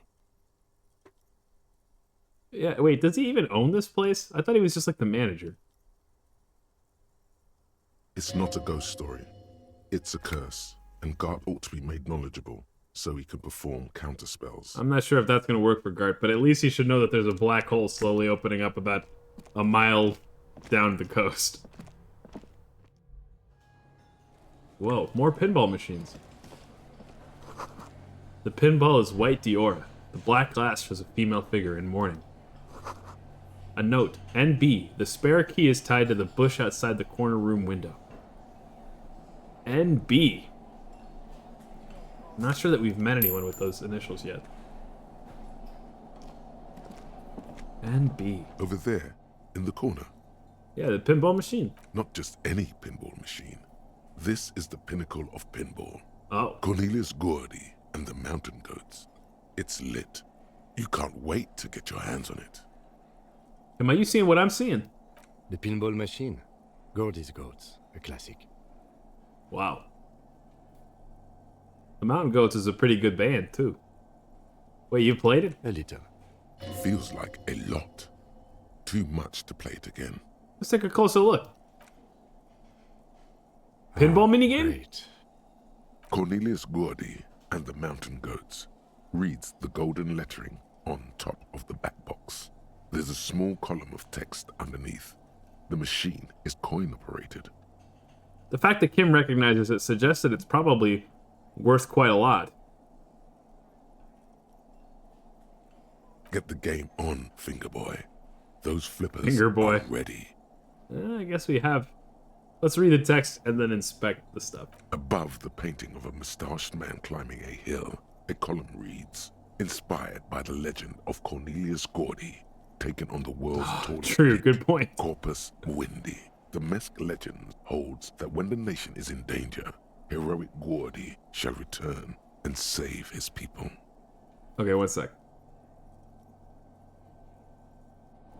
Get this stupid outfit off of me. I need to wear my pinball gloves and my pinball jacket.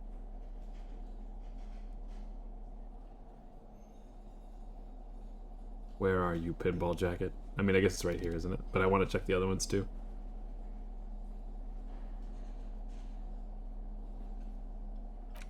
I wonder if reaction speed matters at all. Over there, in the corner, not just any pinball machine. This is the pinnacle. Ah, great. Cornelius, get the game on, Finger Boy. Finger Boy. Are ready. The theme of the game is to explore Gordy's climb through the perspective of goats and to ascend to the top of the mountain in a time of trouble. Let's go.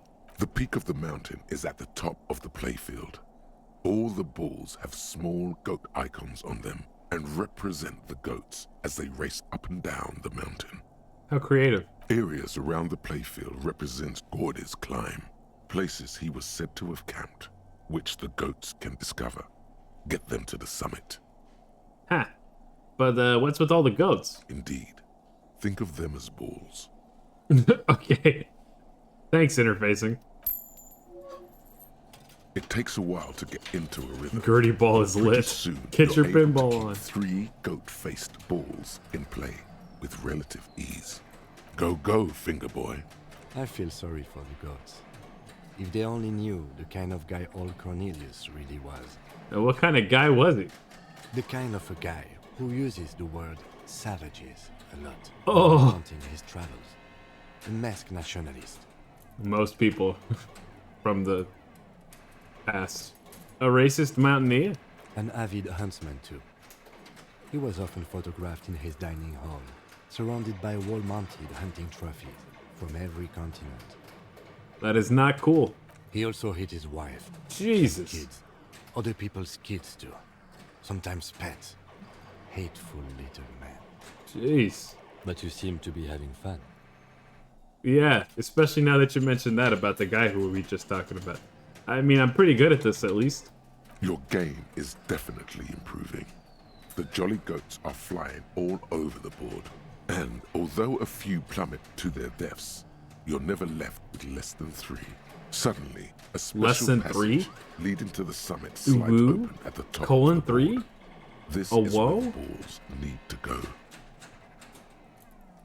Maneuvering a goat ball into a position for a perfect hit isn't easy. More fall to their deaths. But finally, the opportunity presents itself. One of them gets through. Okay. Tiny hammer shatters something inside the machine. Something glass. What? The words "pale rupture" light up on the speaker panel, and the machine starts filling with a thick, milky fog. Something's Wow. happening. That's really creative. Congratulations. This is where the game ends. It's a cheap way of getting more money out of the players. A stupid nihilistic finale. Okay. There's so much fog, you can barely see anything. Some is actually leaking out of the machine, and one by one, your goats start slipping, disappearing into the milky nothingness. Lucky goats. The fog looks soft and inviting. Yeah, who wouldn't love a nihilistic end like this? The machine's gonna blow! Everyone get out of the building! Oh god! This can be navigated. The balls leave almost imperceptible disruptions. Like the Pale. Use them to calculate where they hit next. That's the thing, I'm not good at visual calculus. The amount of focus it takes to predict when a ball goat is in striking range is staggering, but it can be done. We're doing it. Focus. You're down to your last goat, going mostly by sound. Eyes are useless. Understand ball games. But that goat is something special. 5 times you snatch him back from the jaws of death. Cam, it can be done. Just watch. I am. I've seen it before. Played it too. You will eventually make a mistake and then it's all over. No. We got this. Lock the fuck in. How? If you can't even see it. Damn it. The reaction, the hat, yeah, the hat was helping, right? Reaction speed? Oh, a bot. Get the hell out of here. That sucks. But we have 34 more The tries. last goat plummets into the fog with Except that it almost shattered something suicidal in there, so what's... glee. How often could it possibly... There's no way it has like a ton of those, right? Oh, God, I misclicked. Let me unpin that. Whoops. It killed itself to spite you. Why? I'm just a humble honor cop. There goes nothing, finger boy. Fuck you. Well, I want to try again. The machine is dead and silent. It needs serious maintenance. before Ow, anyone can damn play it. Again. I wonder if we can get it fixed at all. Well, it was fun while it lasted.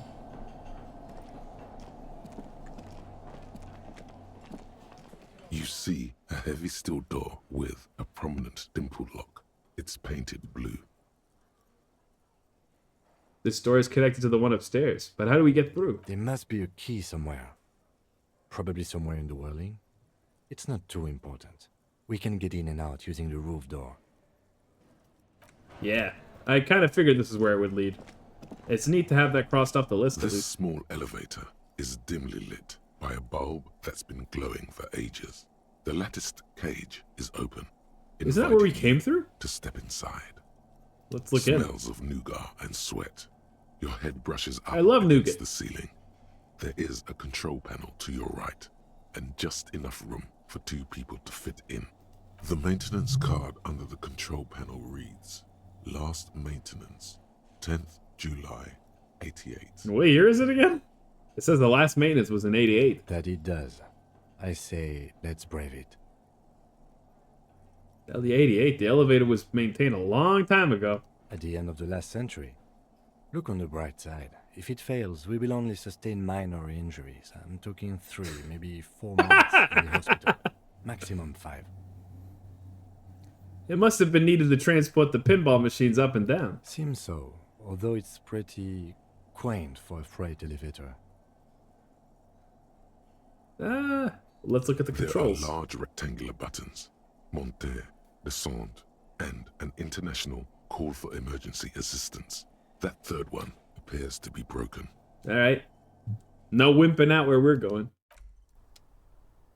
Oh. Okay, no, that was where we went. Okay. Oh, right. Of course, you kind of have to have interactions in case you haven't. In case you manage to open that blue door before you enter the way we did, right? Well, let's keep on marching onwards. Oh, we can look through this window, can't we? This window is pristine on the inside, unlike the one next to it. Light from the desk lamp reflects off the glass in an untarnished golden halo. Well, what could this be? Smooth as ice. There are spots of mud and rain on the outside, even smudges. But the surface of the window is clear from the inside. No chips, no hairline fractures. Okay, so somebody recently broke this window and it's been replaced.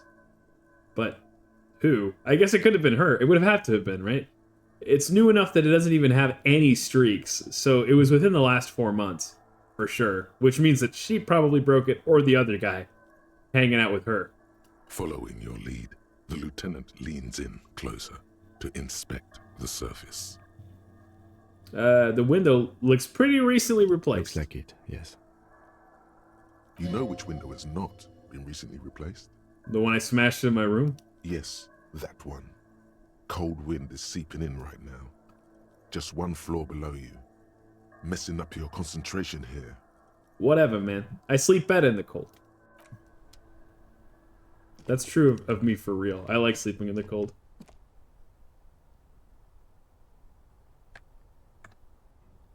That bottle line? Oh, yeah, I guess so. I wasn't thinking that's what that meant. But it was also coming from electrochemistry, so it's hard to trust that guy. Yeah, perhaps somebody threw and smashed a window, though. The one about a bottle being inserted in a hole. Right, I guess you're not saying that the window is the hole. I mean, I might be demented, but I really thought that was something else that people were doing.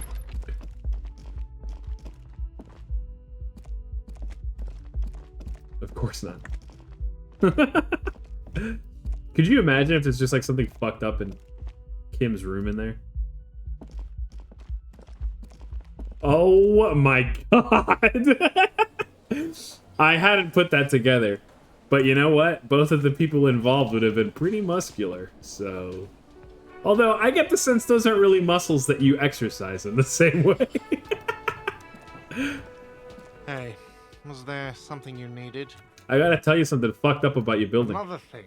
Great. I love those. There's a peephole in the wall. What wall? Upstairs in the secret back room. Right next to Clashy's bedroom. I think it's used for looking in on guests. I'll have it fixed at once. Thank you for letting me know. I assure you, the Whirling does not abide spying on its guests. Okay. The color has drained from his face. What a shame to fix such a good peephole. Whatever, dude. Maybe someone on the staff was curious? No, we don't hire staff like that. Thank you for letting me know, and it will be taken care of as soon as possible.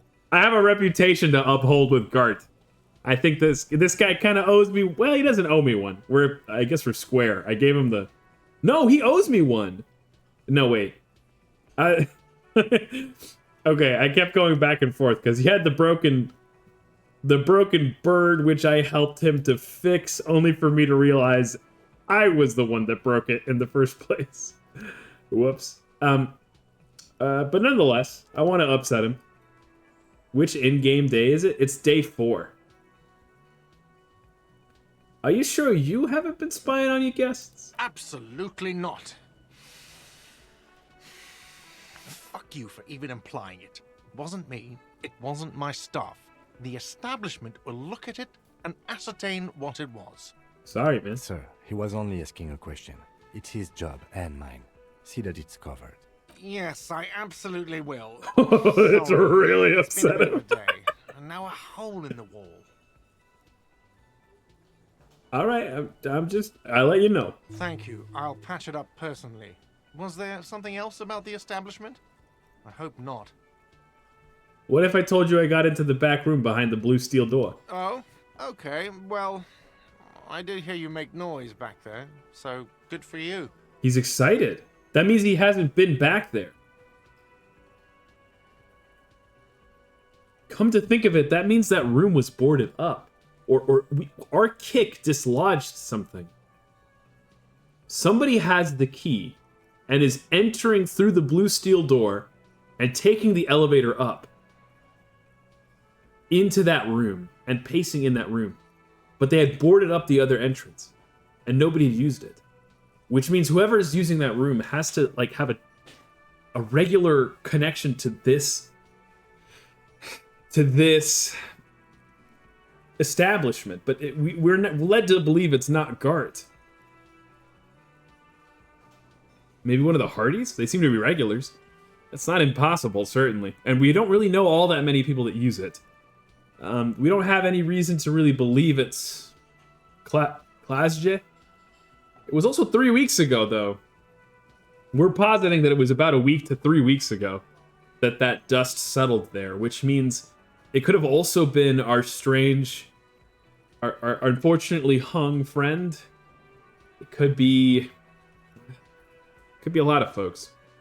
He's really holding himself back here. Okay, yeah, no, it couldn't. We're positing it couldn't have been him because he would have loved to be back there. It takes a lot of willpower not to ask. Obviously, he's been wanting to know what's behind the door. Aren't you gonna ask me what was back there? What if a bullet hole made that peephole in the first place? Yeah, you know, I hadn't thought about that either. It could penetrate a thin wall. That's true. Christ alive. That would suggest that he died while having sex with this woman? It would be at a moment where he's the most vulnerable and also the least likely to be wearing his armor. Jeez. Aren't you going to ask me what's back there? Okay, what is back there? Skeletons. A mausoleum of the dead. I kind of feel like spooking him. That's funny. Yes, haha. What's actually behind there? Oh, okay. I was hoping you'd play along. Pinball machines. It's a pinball shop. Ha! I knew it. I've always wondered where those machines by the door came from. And they told me there was some kind of pinball thing here too. Oh, Finch, what's happening here? We are theorizing about a secret room that we ran into here in this hostel. We haven't established a guy dying inside her room, have we? No, we haven't. We don't know where he was shot or by whom. Please tell me he won't steal your attention from me. You still like me, right? I like every simpleton. So yes. And no, nobody's stealing my attention. We're just chatting and playing games. I knew it. Were there any back there? In working order, I mean. No, there was not a single one, and I didn't break any of them. Why? Do you want me to play? You want to play? Because I might be up for a game. No, I was just wondering if you found pinball machines there. The cloud, please. Yes, here, I'm turning it on. I have a great big button. I have to press it like 800 times, and now everyone can see my big cloud in the sky. Hello. Enjoy the spotlight. If you're thinking of selling those pinballs machines, I want a fat cut. See, sweet shit. No. Thinking of turning this place back into a pinball arcade? No, but we could diversify the entertainment options. I love Gart so much. He's so unpleasant. Like, he's just always having a bad time. It wouldn't hurt to get a little life in here. Other than the hellish karaoke machine. That one's always causing trouble. How much trouble could a karaoke machine be? Sounds like he cares about the place. He's not going to be overjoyed to hear that it's part of the doomed commercial area. Well, then maybe we don't tell him. He should still know. You have to be forewarned about these things. I have to warn you, I may have discovered that the Whirling is part of the doomed commercial area. Nah, you know what? The suggestion doesn't want me to get laid with guards. He's probably got a good idea here. You know, I keep hoping that if I talk to my boss, he'll say something relevant, but he just won't. He doesn't. Then she follow beam. Okay, now what do we got going on?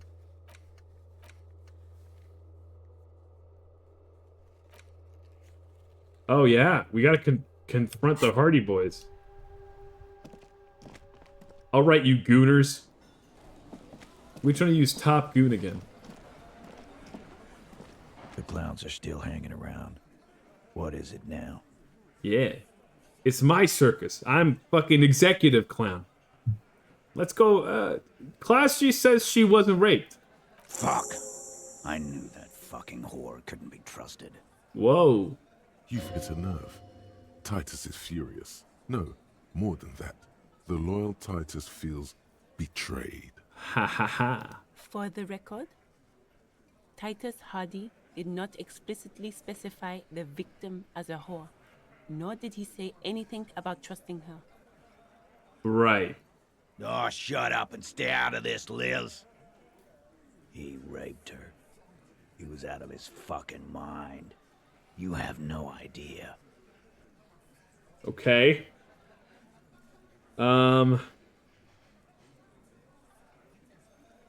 Confusing and challenging.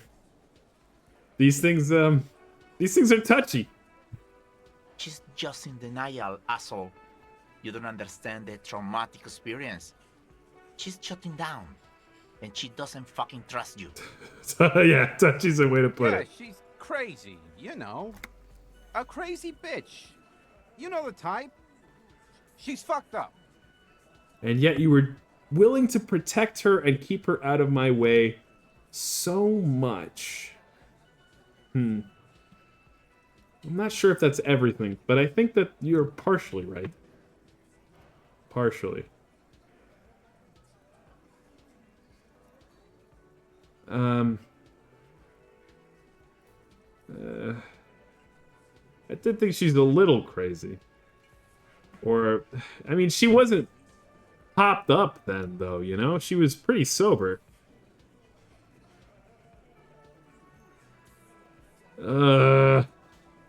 Stop making me choose.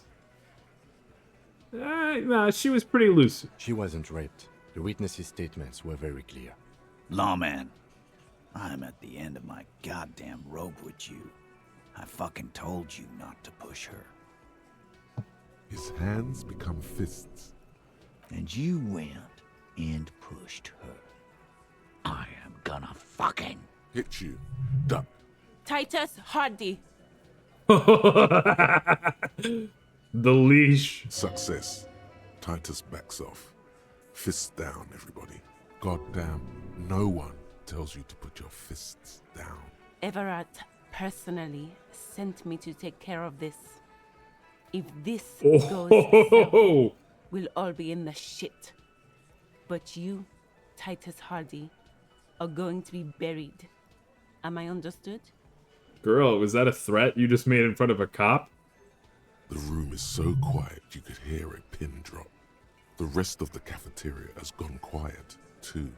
You know what's crazy is I remember Elizabeth in the first day, like somebody described her to us as the gardener. And we go out and talk to her and she's relatively pleasant until we start asking a lot of questions. And then she kind of rounds a corner and starts going, nah, fuck you. Someone has to rush in to break the tension. The second in command. Look, Copper, We know that that fuck was a rapist and a killer. We got him confessing to it on tape. Oh, interesting. Show it to him, T. What's the harm, right? Here, jerkwad, listen to this shit. And then come back and tell me the soldier of the apocalypse was an innocent man. So what's on this tape? What's on it? We call it the Door Gunner Mega Mix. You'll know why. Won't you listen to it? Door Gunner? Where did you get this tape?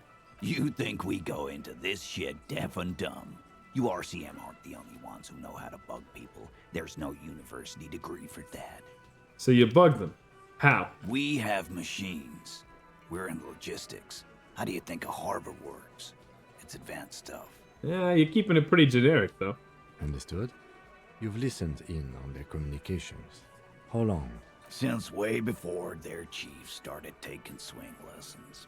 Things got nice and quiet after that. What do you mean they're chiefs? Oh, since way before we killed them. Right, okay. Swing, as in swinging from a rope. Okay, which one of you is doing the advanced radio work, then? It's not advanced. You just hold up in a coop all day, writing down what they say. It gets hot as hell in there. Don't put yourself down, Angus. It's important work. Yeah, man. You're like a radio genius or something. Those notes are some in-depth stuff. Indexes and shit. Alright. Why should I care about a tape? You lied to me. You don't care about evidence. The fuck are you a cop for, then? Pigs, T. They don't care about getting the truth. They care about getting convictions. They are fucking keeping a score on their bulletin boards. It's not that simple, but alright. I won't be on your bulletin board. If you don't listen to the tape, we got nothing to talk about. Alright, where can I listen to this? I get the sense the karaoke machine is not the appropriate setting for it. I'm sure we can find a tape player. Thanks, Where Lieutenant. can I listen to this? Why don't you try shoving it up your ass, genius? Well, I was just hoping you'd be play nice with about your it. ass, cocksucker. I'm sure we can find Gay is not a tape synonym player. for It's shitty. not a problem. Your room had one. Or maybe it's too broken. It's probably too broken, and I would really rather not destroy it. Don't forget your tape, lawman. Compliments of Titus Hardy. You bet. You do that. Oh, and keep it. Maybe you'll need a reminder of human ugliness someday. Great. Thanks. You're always so pleasant, Hardy boys. Bunch of goons. Man. What is it that they have on the line? Like, I think that they're probably generally pretty stern, but they must have something to really lose here. Feels like it must be something worse than their lives, right? Because they're willing to play with them. Hey, man. I like your tape player. Hello again. How can I help you? I'm looking for something that plays a tape. For police business. Cop stuff. We're gonna listen to cop music. You've never even heard of this band. Yeah, that's right. It's called The Police. Ever heard of them? Roxanne? You don't have to put on your light on? I didn't think so. It's not for civilians. What else did The Police write? It can't have. I mean, there was a lot. There was a lot of stuff, right? They were like regularly on the radio in the 80s. Sting was doing lots of stuff. Every breath you take. I always forget that's them. I've been watching you. Somebody suggested that to me as a Halloween song. For a Halloween karaoke. I want like their hits. Don't stand so close to me. Don't stand so close to me. Wait, was Roxanne not The Police? Roxanne. It is.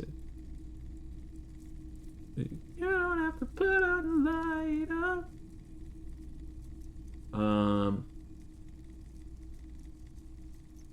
I guess that those are the only hits that I really know. Well, anyway, I need it for police music.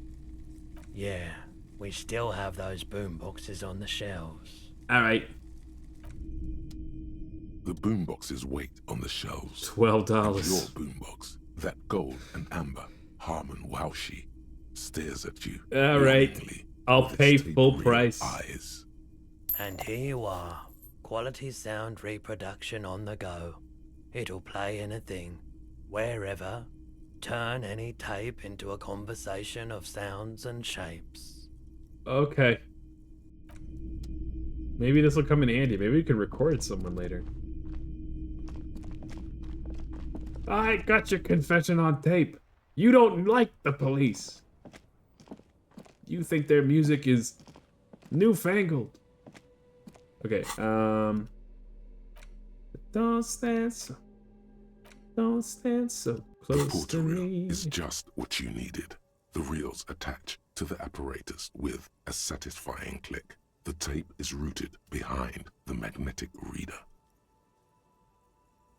I feel like we've done so much this time around. Like, we've gotten so much done today. It's crazy.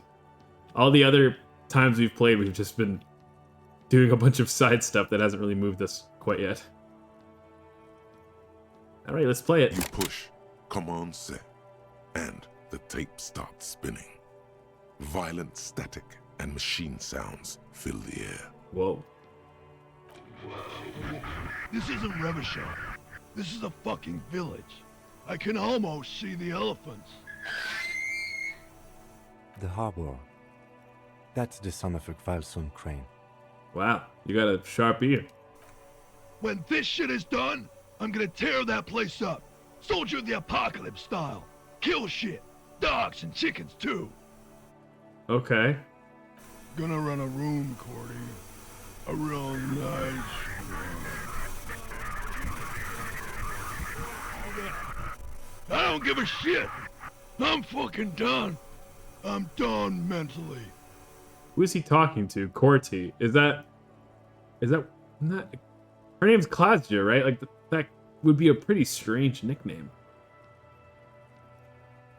I'll fucking do them all in. Rape that disco cunt on the counter. You know, the dance a whore upstairs. Do it Kohoi style. That's pretty incriminating. Never did get that taste out of my mouth.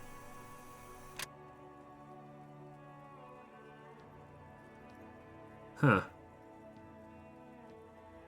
The lieutenant presses the button marked Arrete on your portal reel. The tape stops spinning. What's Kohoi? A village on the Samaran Isola, in South Safre. Grad committed war crimes there, the kind of thing he talks about. Cool. You think he was there? Who knows?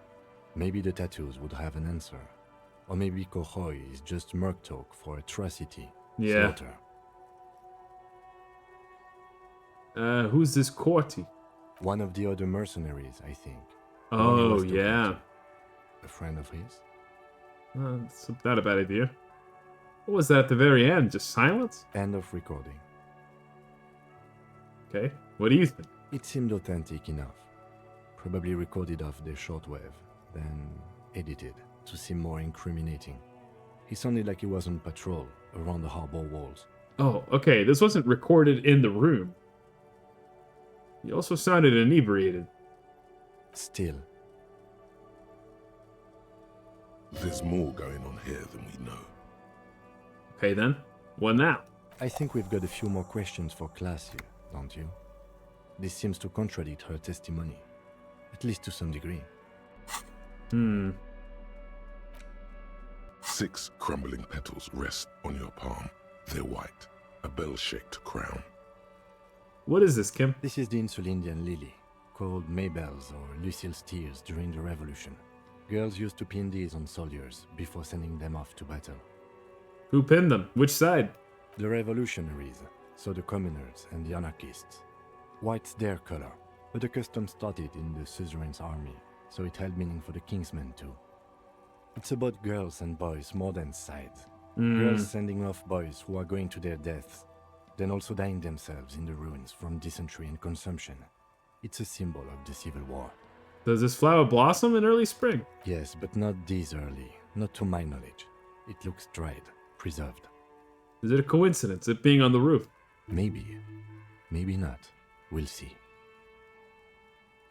And what is the revolution? Big political and military conflict. Ask around or buy a book. He's annoyed. Looks like going, what was World War II? The petals feel dry and fragile in your hand. Water flows under the channel bridge. Dark water. You rub your sides for warmth, but there is none. Let's blow on our fingers. Inland, above the Martinez distributary, the channel that brought wastewater from the silk mills of Jamrock, and then dead bodies during the war. The wrinkled fingers of an old man crush flower petals, then sprinkle them in the stream like white salt. Wait, have you noticed there's a war veteran playing a ball game on the plaza? You should ask him about the flowers. Yeah, that crossed my mind, actually. It crossed my mind that he might be related. I guess we're closer to him now. I'm more interested in talking to Klasjip, but let's talk to him.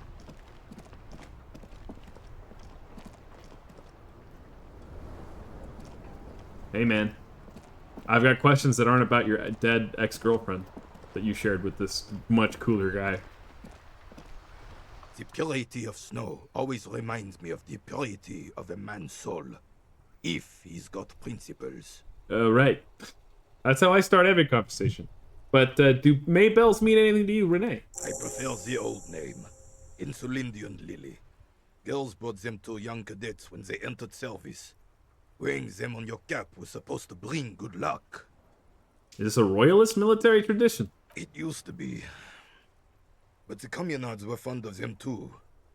Call them revolutionary flowers. Bells of the revolution. Yeah. Everybody likes flowers. Did they bring you good luck? You know what? No. They brought me misery, false hope, and disappointment. The revolutionaries sullied them. You stirred up some bad memories there. Ooh. But it wasn't the revolutionaries that sullied the ID for you, was it? She gave them to me too. Your jealous little heart just I couldn't bet. accept That makes sense. Enough! I can go over these matters in detail with you, Gaston. But not while we have company. So, officers. Maybells don't blossom yet, do they? Maybe on some remote parts of the city they do. But I think you have to wait for at least a month. Thanks for your time. Okay, so that corroborates the idea that, like, whoever... It's not just a coincidence that they were there. Does it suggest, perhaps, that Klasja is a royalist? But that doesn't make any sense, does it? She doesn't seem to be in any way politically motivated up until now. She seems to be more interested in, well, kind of throwing her life away. Perhaps it's something she used to care about.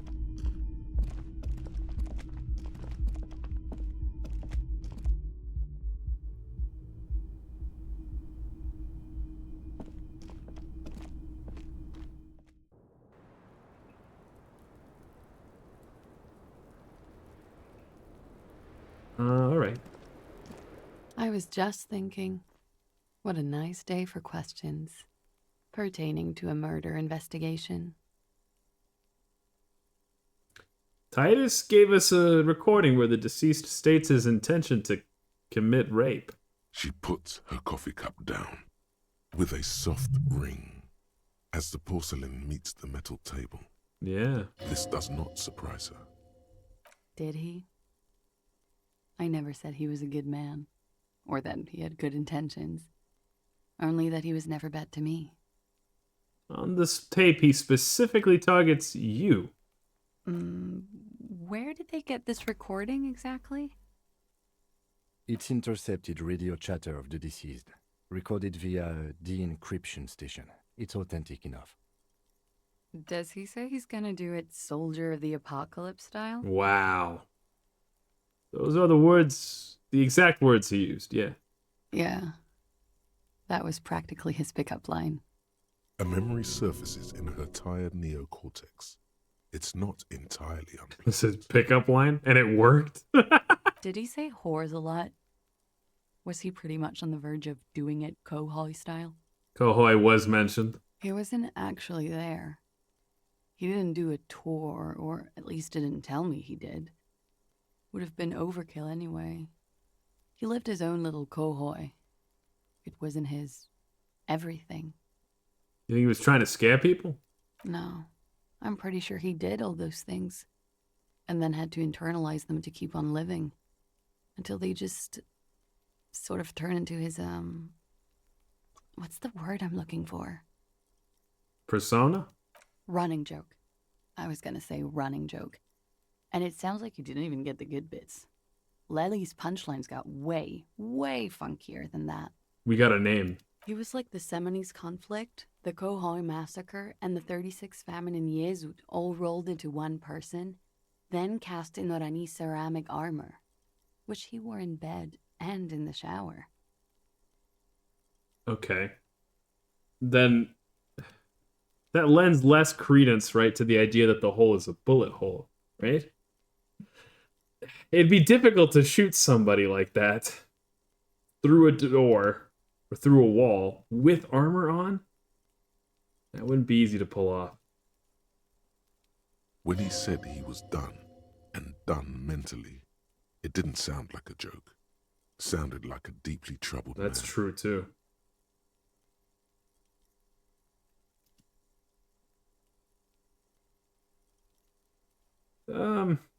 Weren't you afraid? Afraid of what?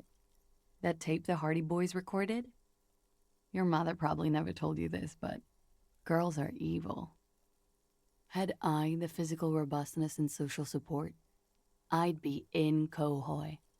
I would be tearing it up Soldier of the Apocalypse style. She wouldn't. She doesn't have the full Hoi in her. Yeah. I mean, who am I to say? But thanks, Half-Light. Did he tell you he had actually done any of those things? He and Martinez, I mean? No. We were too busy laying waste to our own nervous systems to direct any of the fury outward. He seemed happy, I guess. At ease.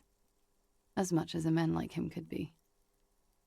That just makes it all the funnier that, he was saying he was going to end it all. There is a small measure of pride in her, that she could quell the rage in such a being. Thank you for clearing that up, miss. Whenever you're ready. I'm interested to hear what Titus Hardy has to say now. She takes a very small sip of her coffee and smiles. Now that you've had some more time, can you tell us about the victim? Like, for example, his name? She mentioned it, Lely, right? Actually, officer, I didn't know his name. I just called him Lely. A nickname? I guess. He came from Lelystad. It's short for that. And it was his army name, apparently. He said his real name wasn't his. I tried to pry it out of him, but it was no use. Lelystad. That's a good start. We have a few questions you can help us with. A few things a field autopsy alone can't answer. The young woman cranes her neck, trying to catch a glimpse of the page the lieutenant passed to you. On it is a list of autopsy observations recorded neatly in blue ink. The last missing pieces of a puzzle of flesh. Where is Lelystad? The place, I mean. In I don't Oranje, officer. know. It's, I think municipality is the term. A nowhere town there. You were almost right, officer. That means his race was occidental, not mondial. I'll update the form. Oh, neat. You were both from Oranje. Yes. We were compatriots. Did that bring you together? No. He was too old for that. And from another part of Oranjenrek. I didn't even understand his accent. What brought us together wasn't Oranje. It was bad habits. Sex, alcohol, drugs, speed, probably also sildenafil. How old was he? He was 42. 42? Are you sure? I would have had him above 50. He had many scars that made him appear older. But no. We even celebrated his birthday, like, some weeks ago. It was a funny 2 days. He had little reason to lie to me. We were slightly off then. Thank you for clearing it up. The adversary won. The adversary won? What do you mean? His eye color. Blue. Light blue. They were like little blue galaxies, you know? It was strange, seeing those eyes in his fucked up face. Pardon the swearing. I do him an injustice. He wasn't ugly. And he had a beautiful, soft voice. Very surprising, what with all the scarring. It was quite something, watching him speak. Okay, but we heard the recording. This guy didn't sound beautiful at all. He had a combat wound on his chin and mouth? Yes. Severe. It made him look like half his face was cracking away. Into She's a being so strange artful smile. with this description. That and those eyes. It's clear she was very much attracted to him, and still is. Well, I don't need to bring that up. She shivers slightly. Ah, yes. His hair, if you can remember? It was light brown, almost blonde. He darkened it with brilliantine, made it oily. Not nice to stroke. I couldn't convince him to leave it alone. He had a tattoo. What did it mean? Oh, that. It's clear she liked it. What did it represent? Do you know? It was a map of his life and the places he visited as a soldier. It was mostly for showing off to chicks, though. Yeah, showing off to chicks? How? Imagine him lying in bed.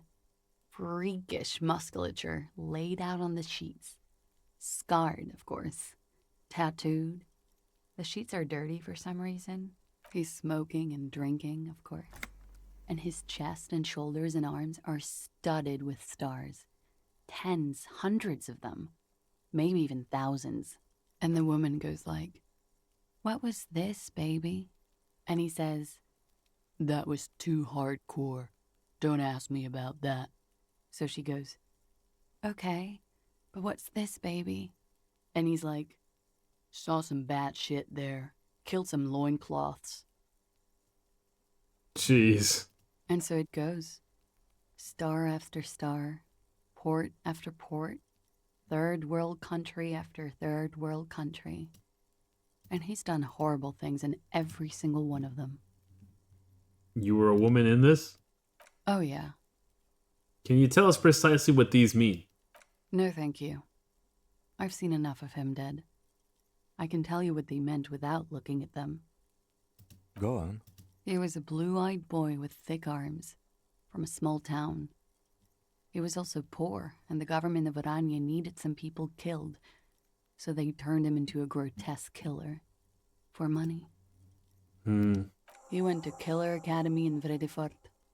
Then he killed some people on the Seminine Islands, and on other islands too. All of the islands. After this, he came to Revachol and got killed himself. Thank you for clearing that up. Change of topic, perhaps?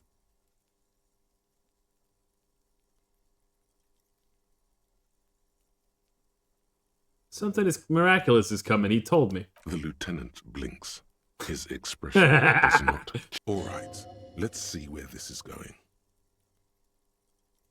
From way out in the northwest, he told me. Cool.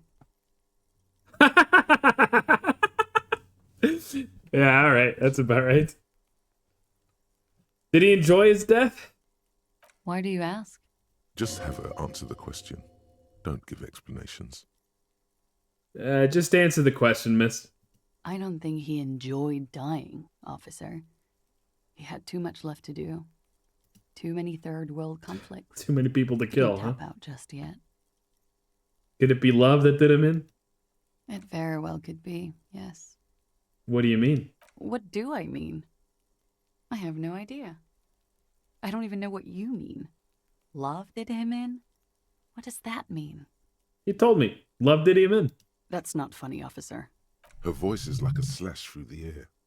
Her shoulders tense up. Wait, this is the shit that we actually imagined the body telling us. And suddenly, the pieces are starting to slide together. Maybe you were right, New. Maybe he did die in the middle of the heated passion. There. She momentarily lost control over straight back guy.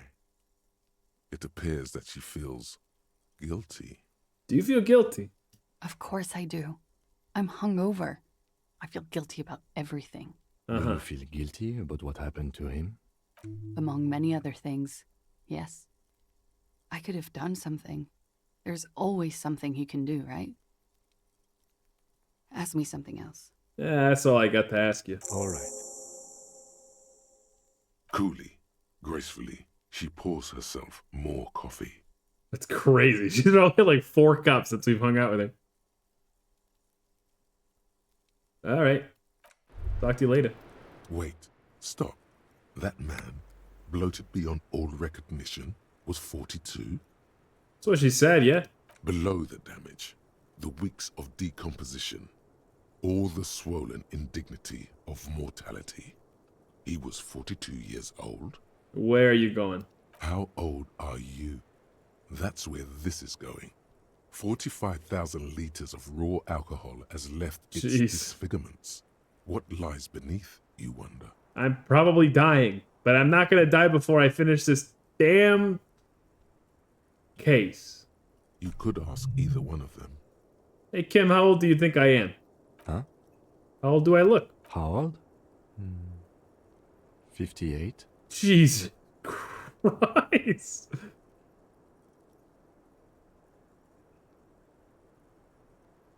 Oh my god, that's really old, really? You asked. You're probably right. That's about what I look. Actually, make that 54. Alcoholism has severely impacted your appearance, and I was wrong about the age of the deceased. Wait. This requires scientific measurements. Bring it on. I'm not afraid of the truth. To the laboratorium. The date of birth generator.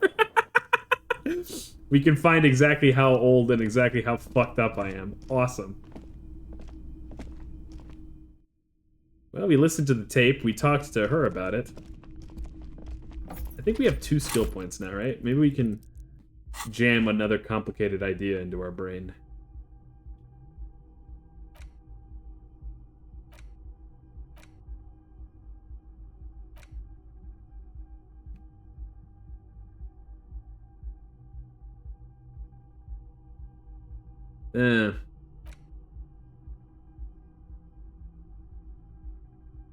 Nah, I'm not super interested in this. Maybe later. What are we doing now?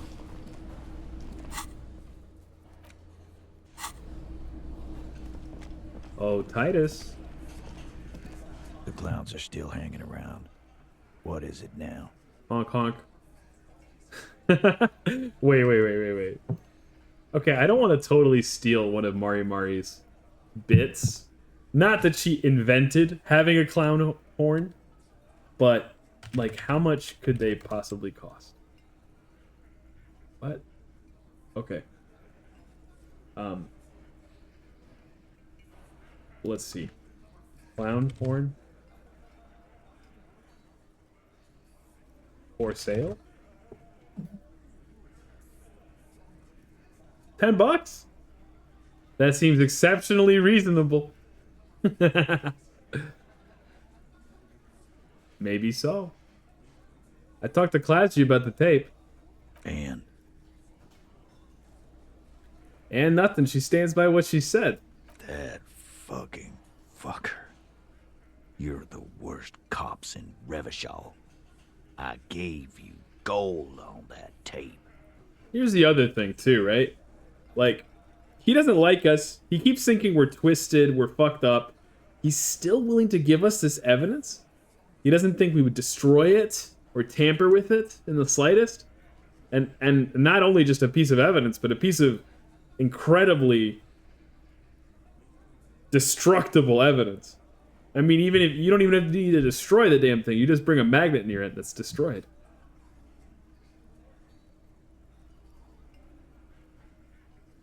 She pretty much laughed it off, Titus. It was dark stuff, but it didn't prove anything. It didn't change her mind. Dark. Dark is when you start a goddamn death rock band. He said he'd rape her. What did she have to say then? Fine by her? This is what people are supposed to be like? Fucking whoop-de-doo. She did not say whoop-de-doo.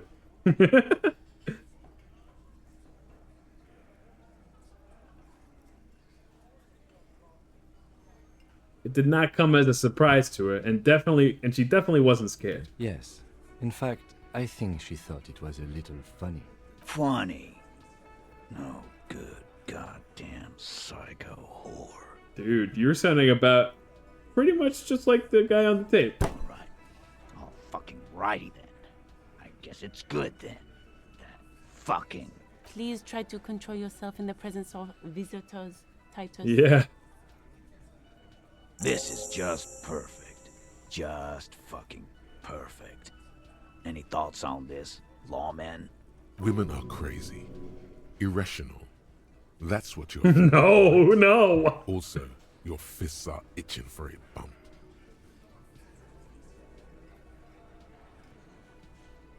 Maybe she isn't who you thought she was.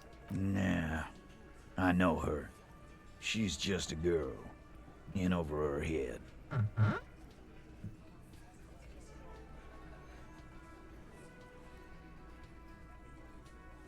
Well, she's a hardcore party girl with a bigger death wish than mine. Yeah.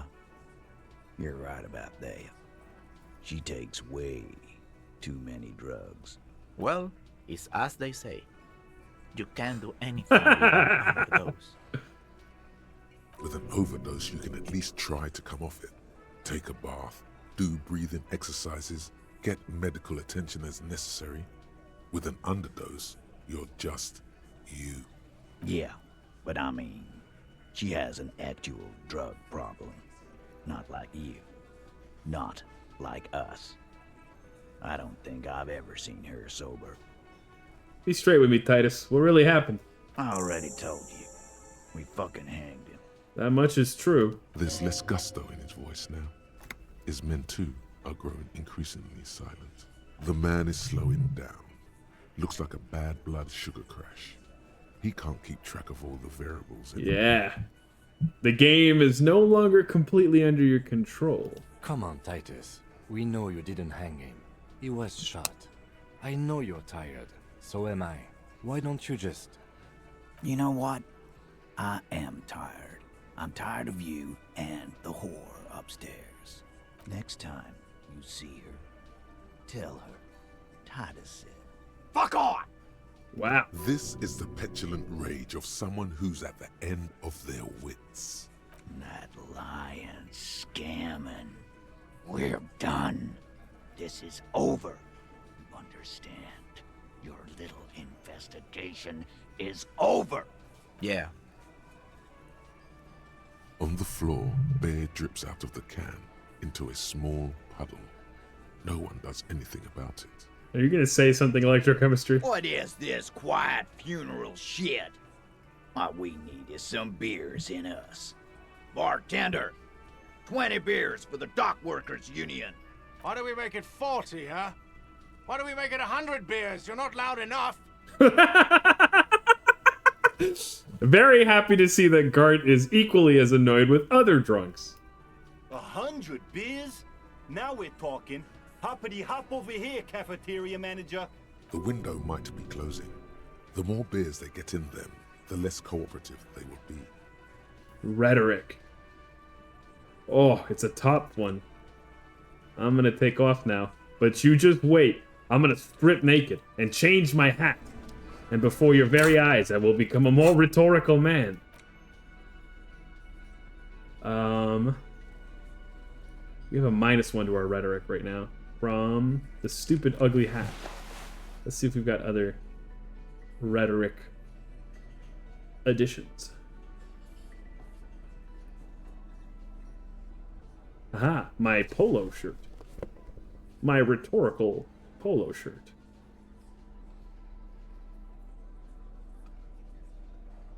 And that's it. Maybe we added some conceptualization for good measure. It's you again. What is it? Oh, I'm no longer a clown, am I? To you. I don't have a horn? You don't think I'm funny? 42%er to convince him he's being manipulated? Okay. Okay. Lock in. Clausia is playing them like a fiddle. Tell them how bad they got played, and they'll tell you the truth. There are many ways to go about it. All of them really good. It's clear you're being played like a fiddle. No, we fucking ain't, asshole. No one's fiddling anyone in here. No, Glenn. I want to hear this. Who do you think is fucking fiddling me? You promised there would be good options. Where are they? Oh, you want more good options? Here we go.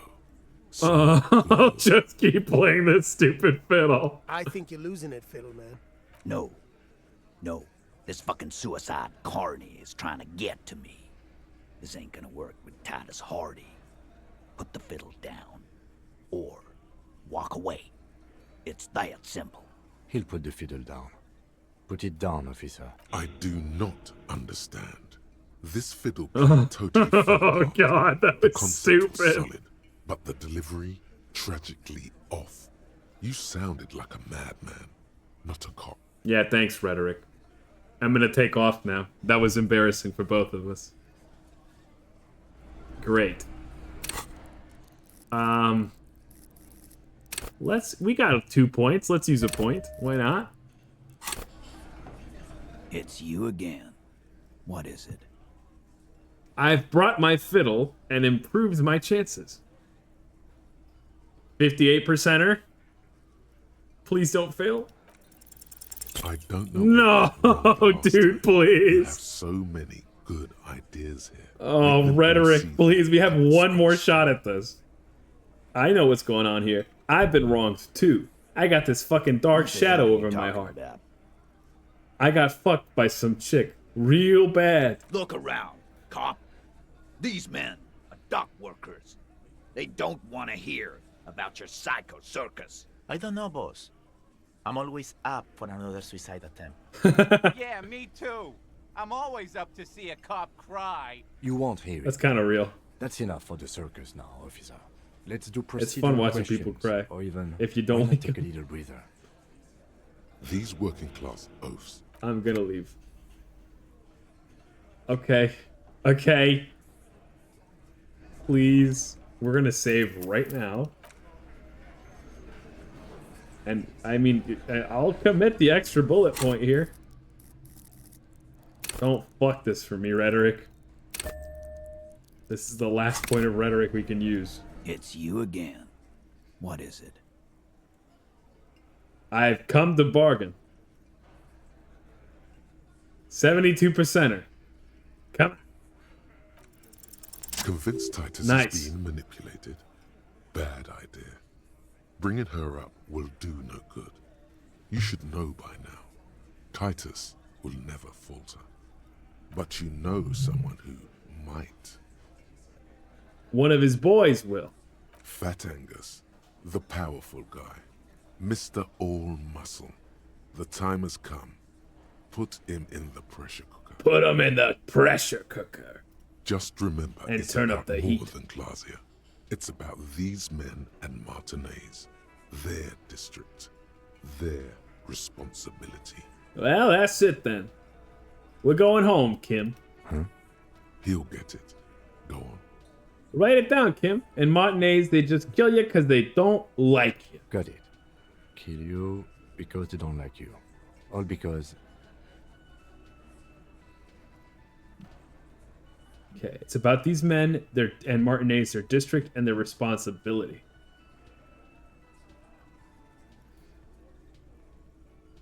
Because they like killing. Yeah, we liked it.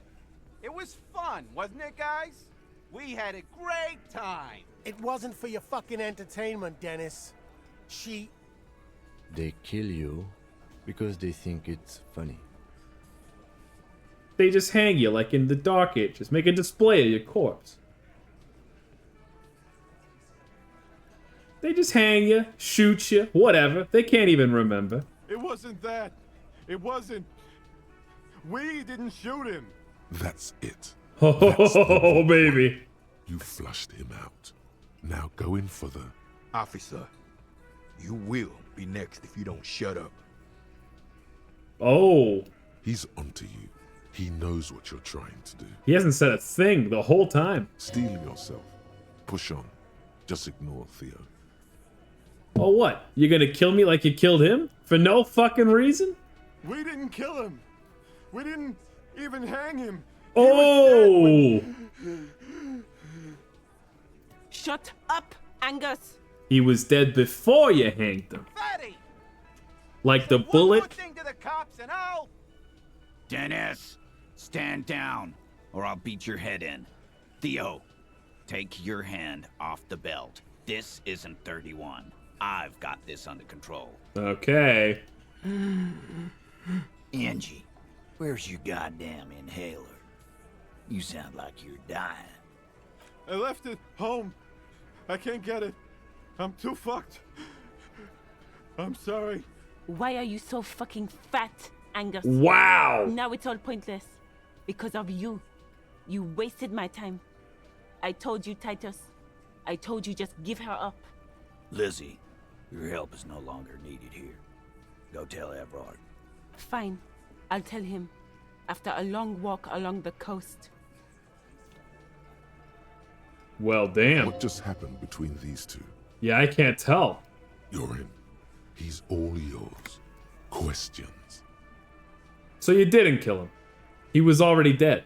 He nods. You hanged the corpse to cover up the real cause of death. The bullet in his head.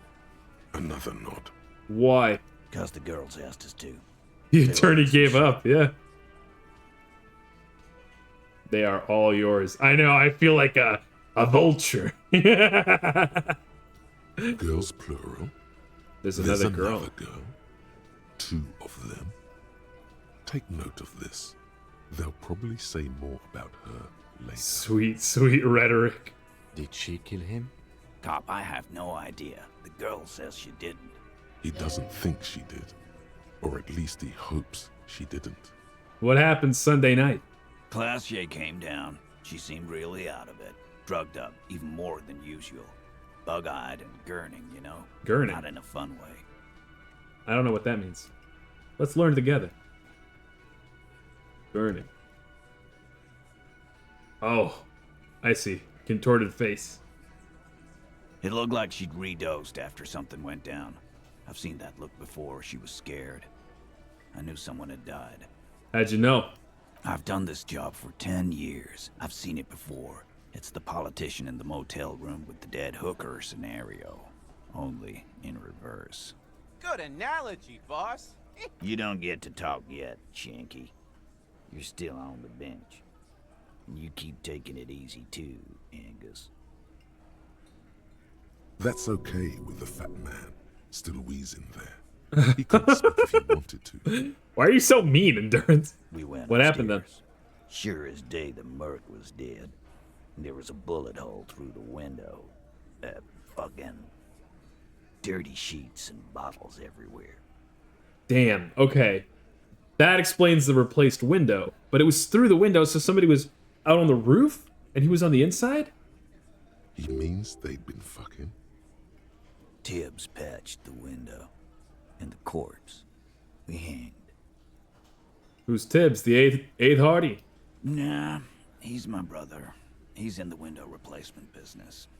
Right now, he's grateful he hasn't gotten his brother into this mess. So if Claudia didn't kill him, why the cover-up? You may have noticed our girl's in some shit of her own. I didn't notice anything. What kind of shit are we talking about? They can't show up on police radar kind. There are people after her. From the old world.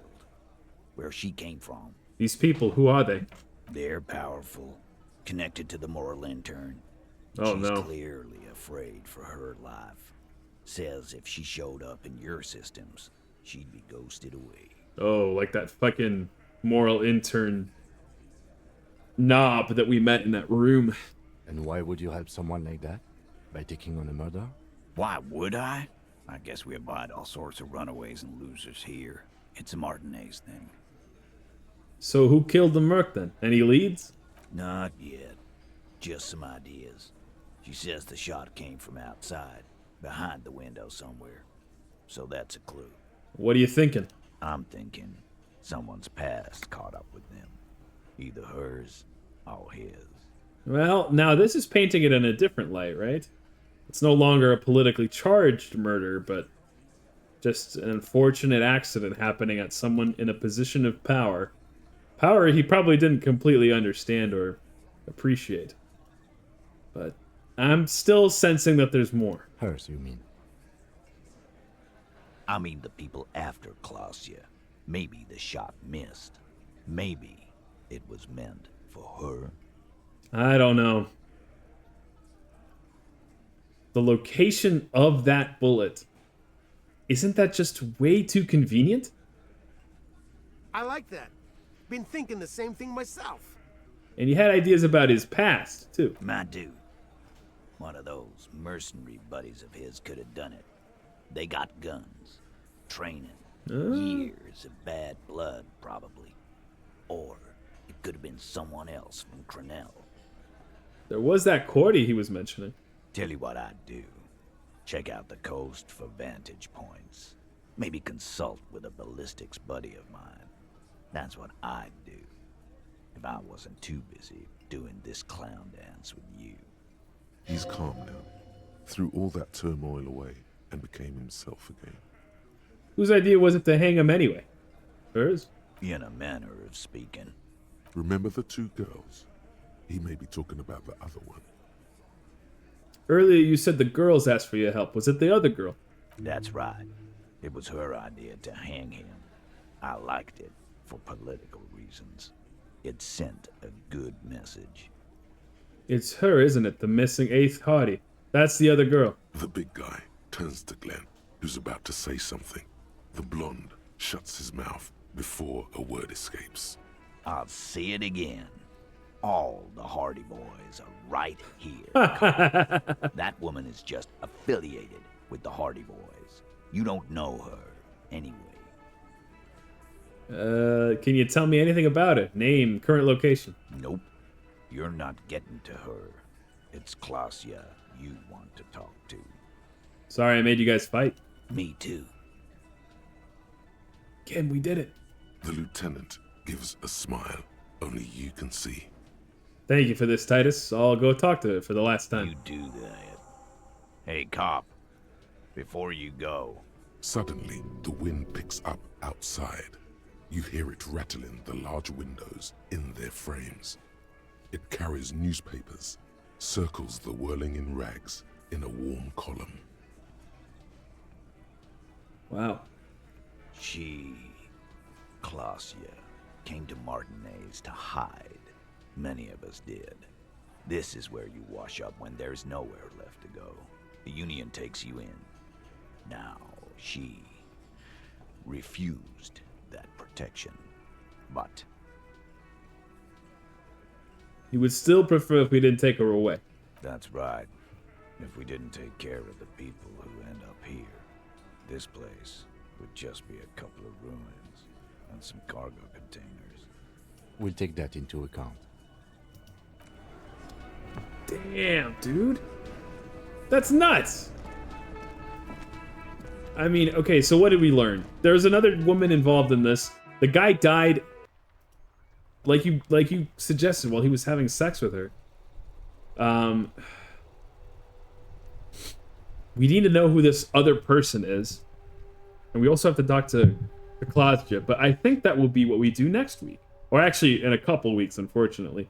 Whenever we stream Disco again. Let's find somebody to raid into, huh? Before we say our goodbyes.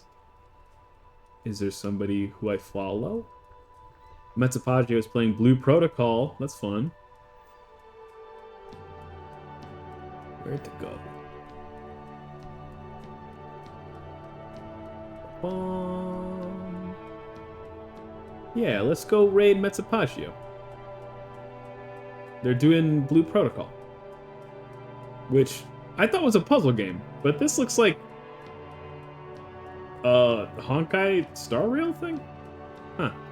Alrighty, well, thank you very much for joining me, folks. I hope you all have a good rest of your day, morning, evening, whatever it may be. Make sure to make the most of your time, because heaven waits for you. Goodbye! Have a good evening. Thank you so much for hanging out. Say hello to Mezzo and Blood Bunny. They're both very funny. See ya!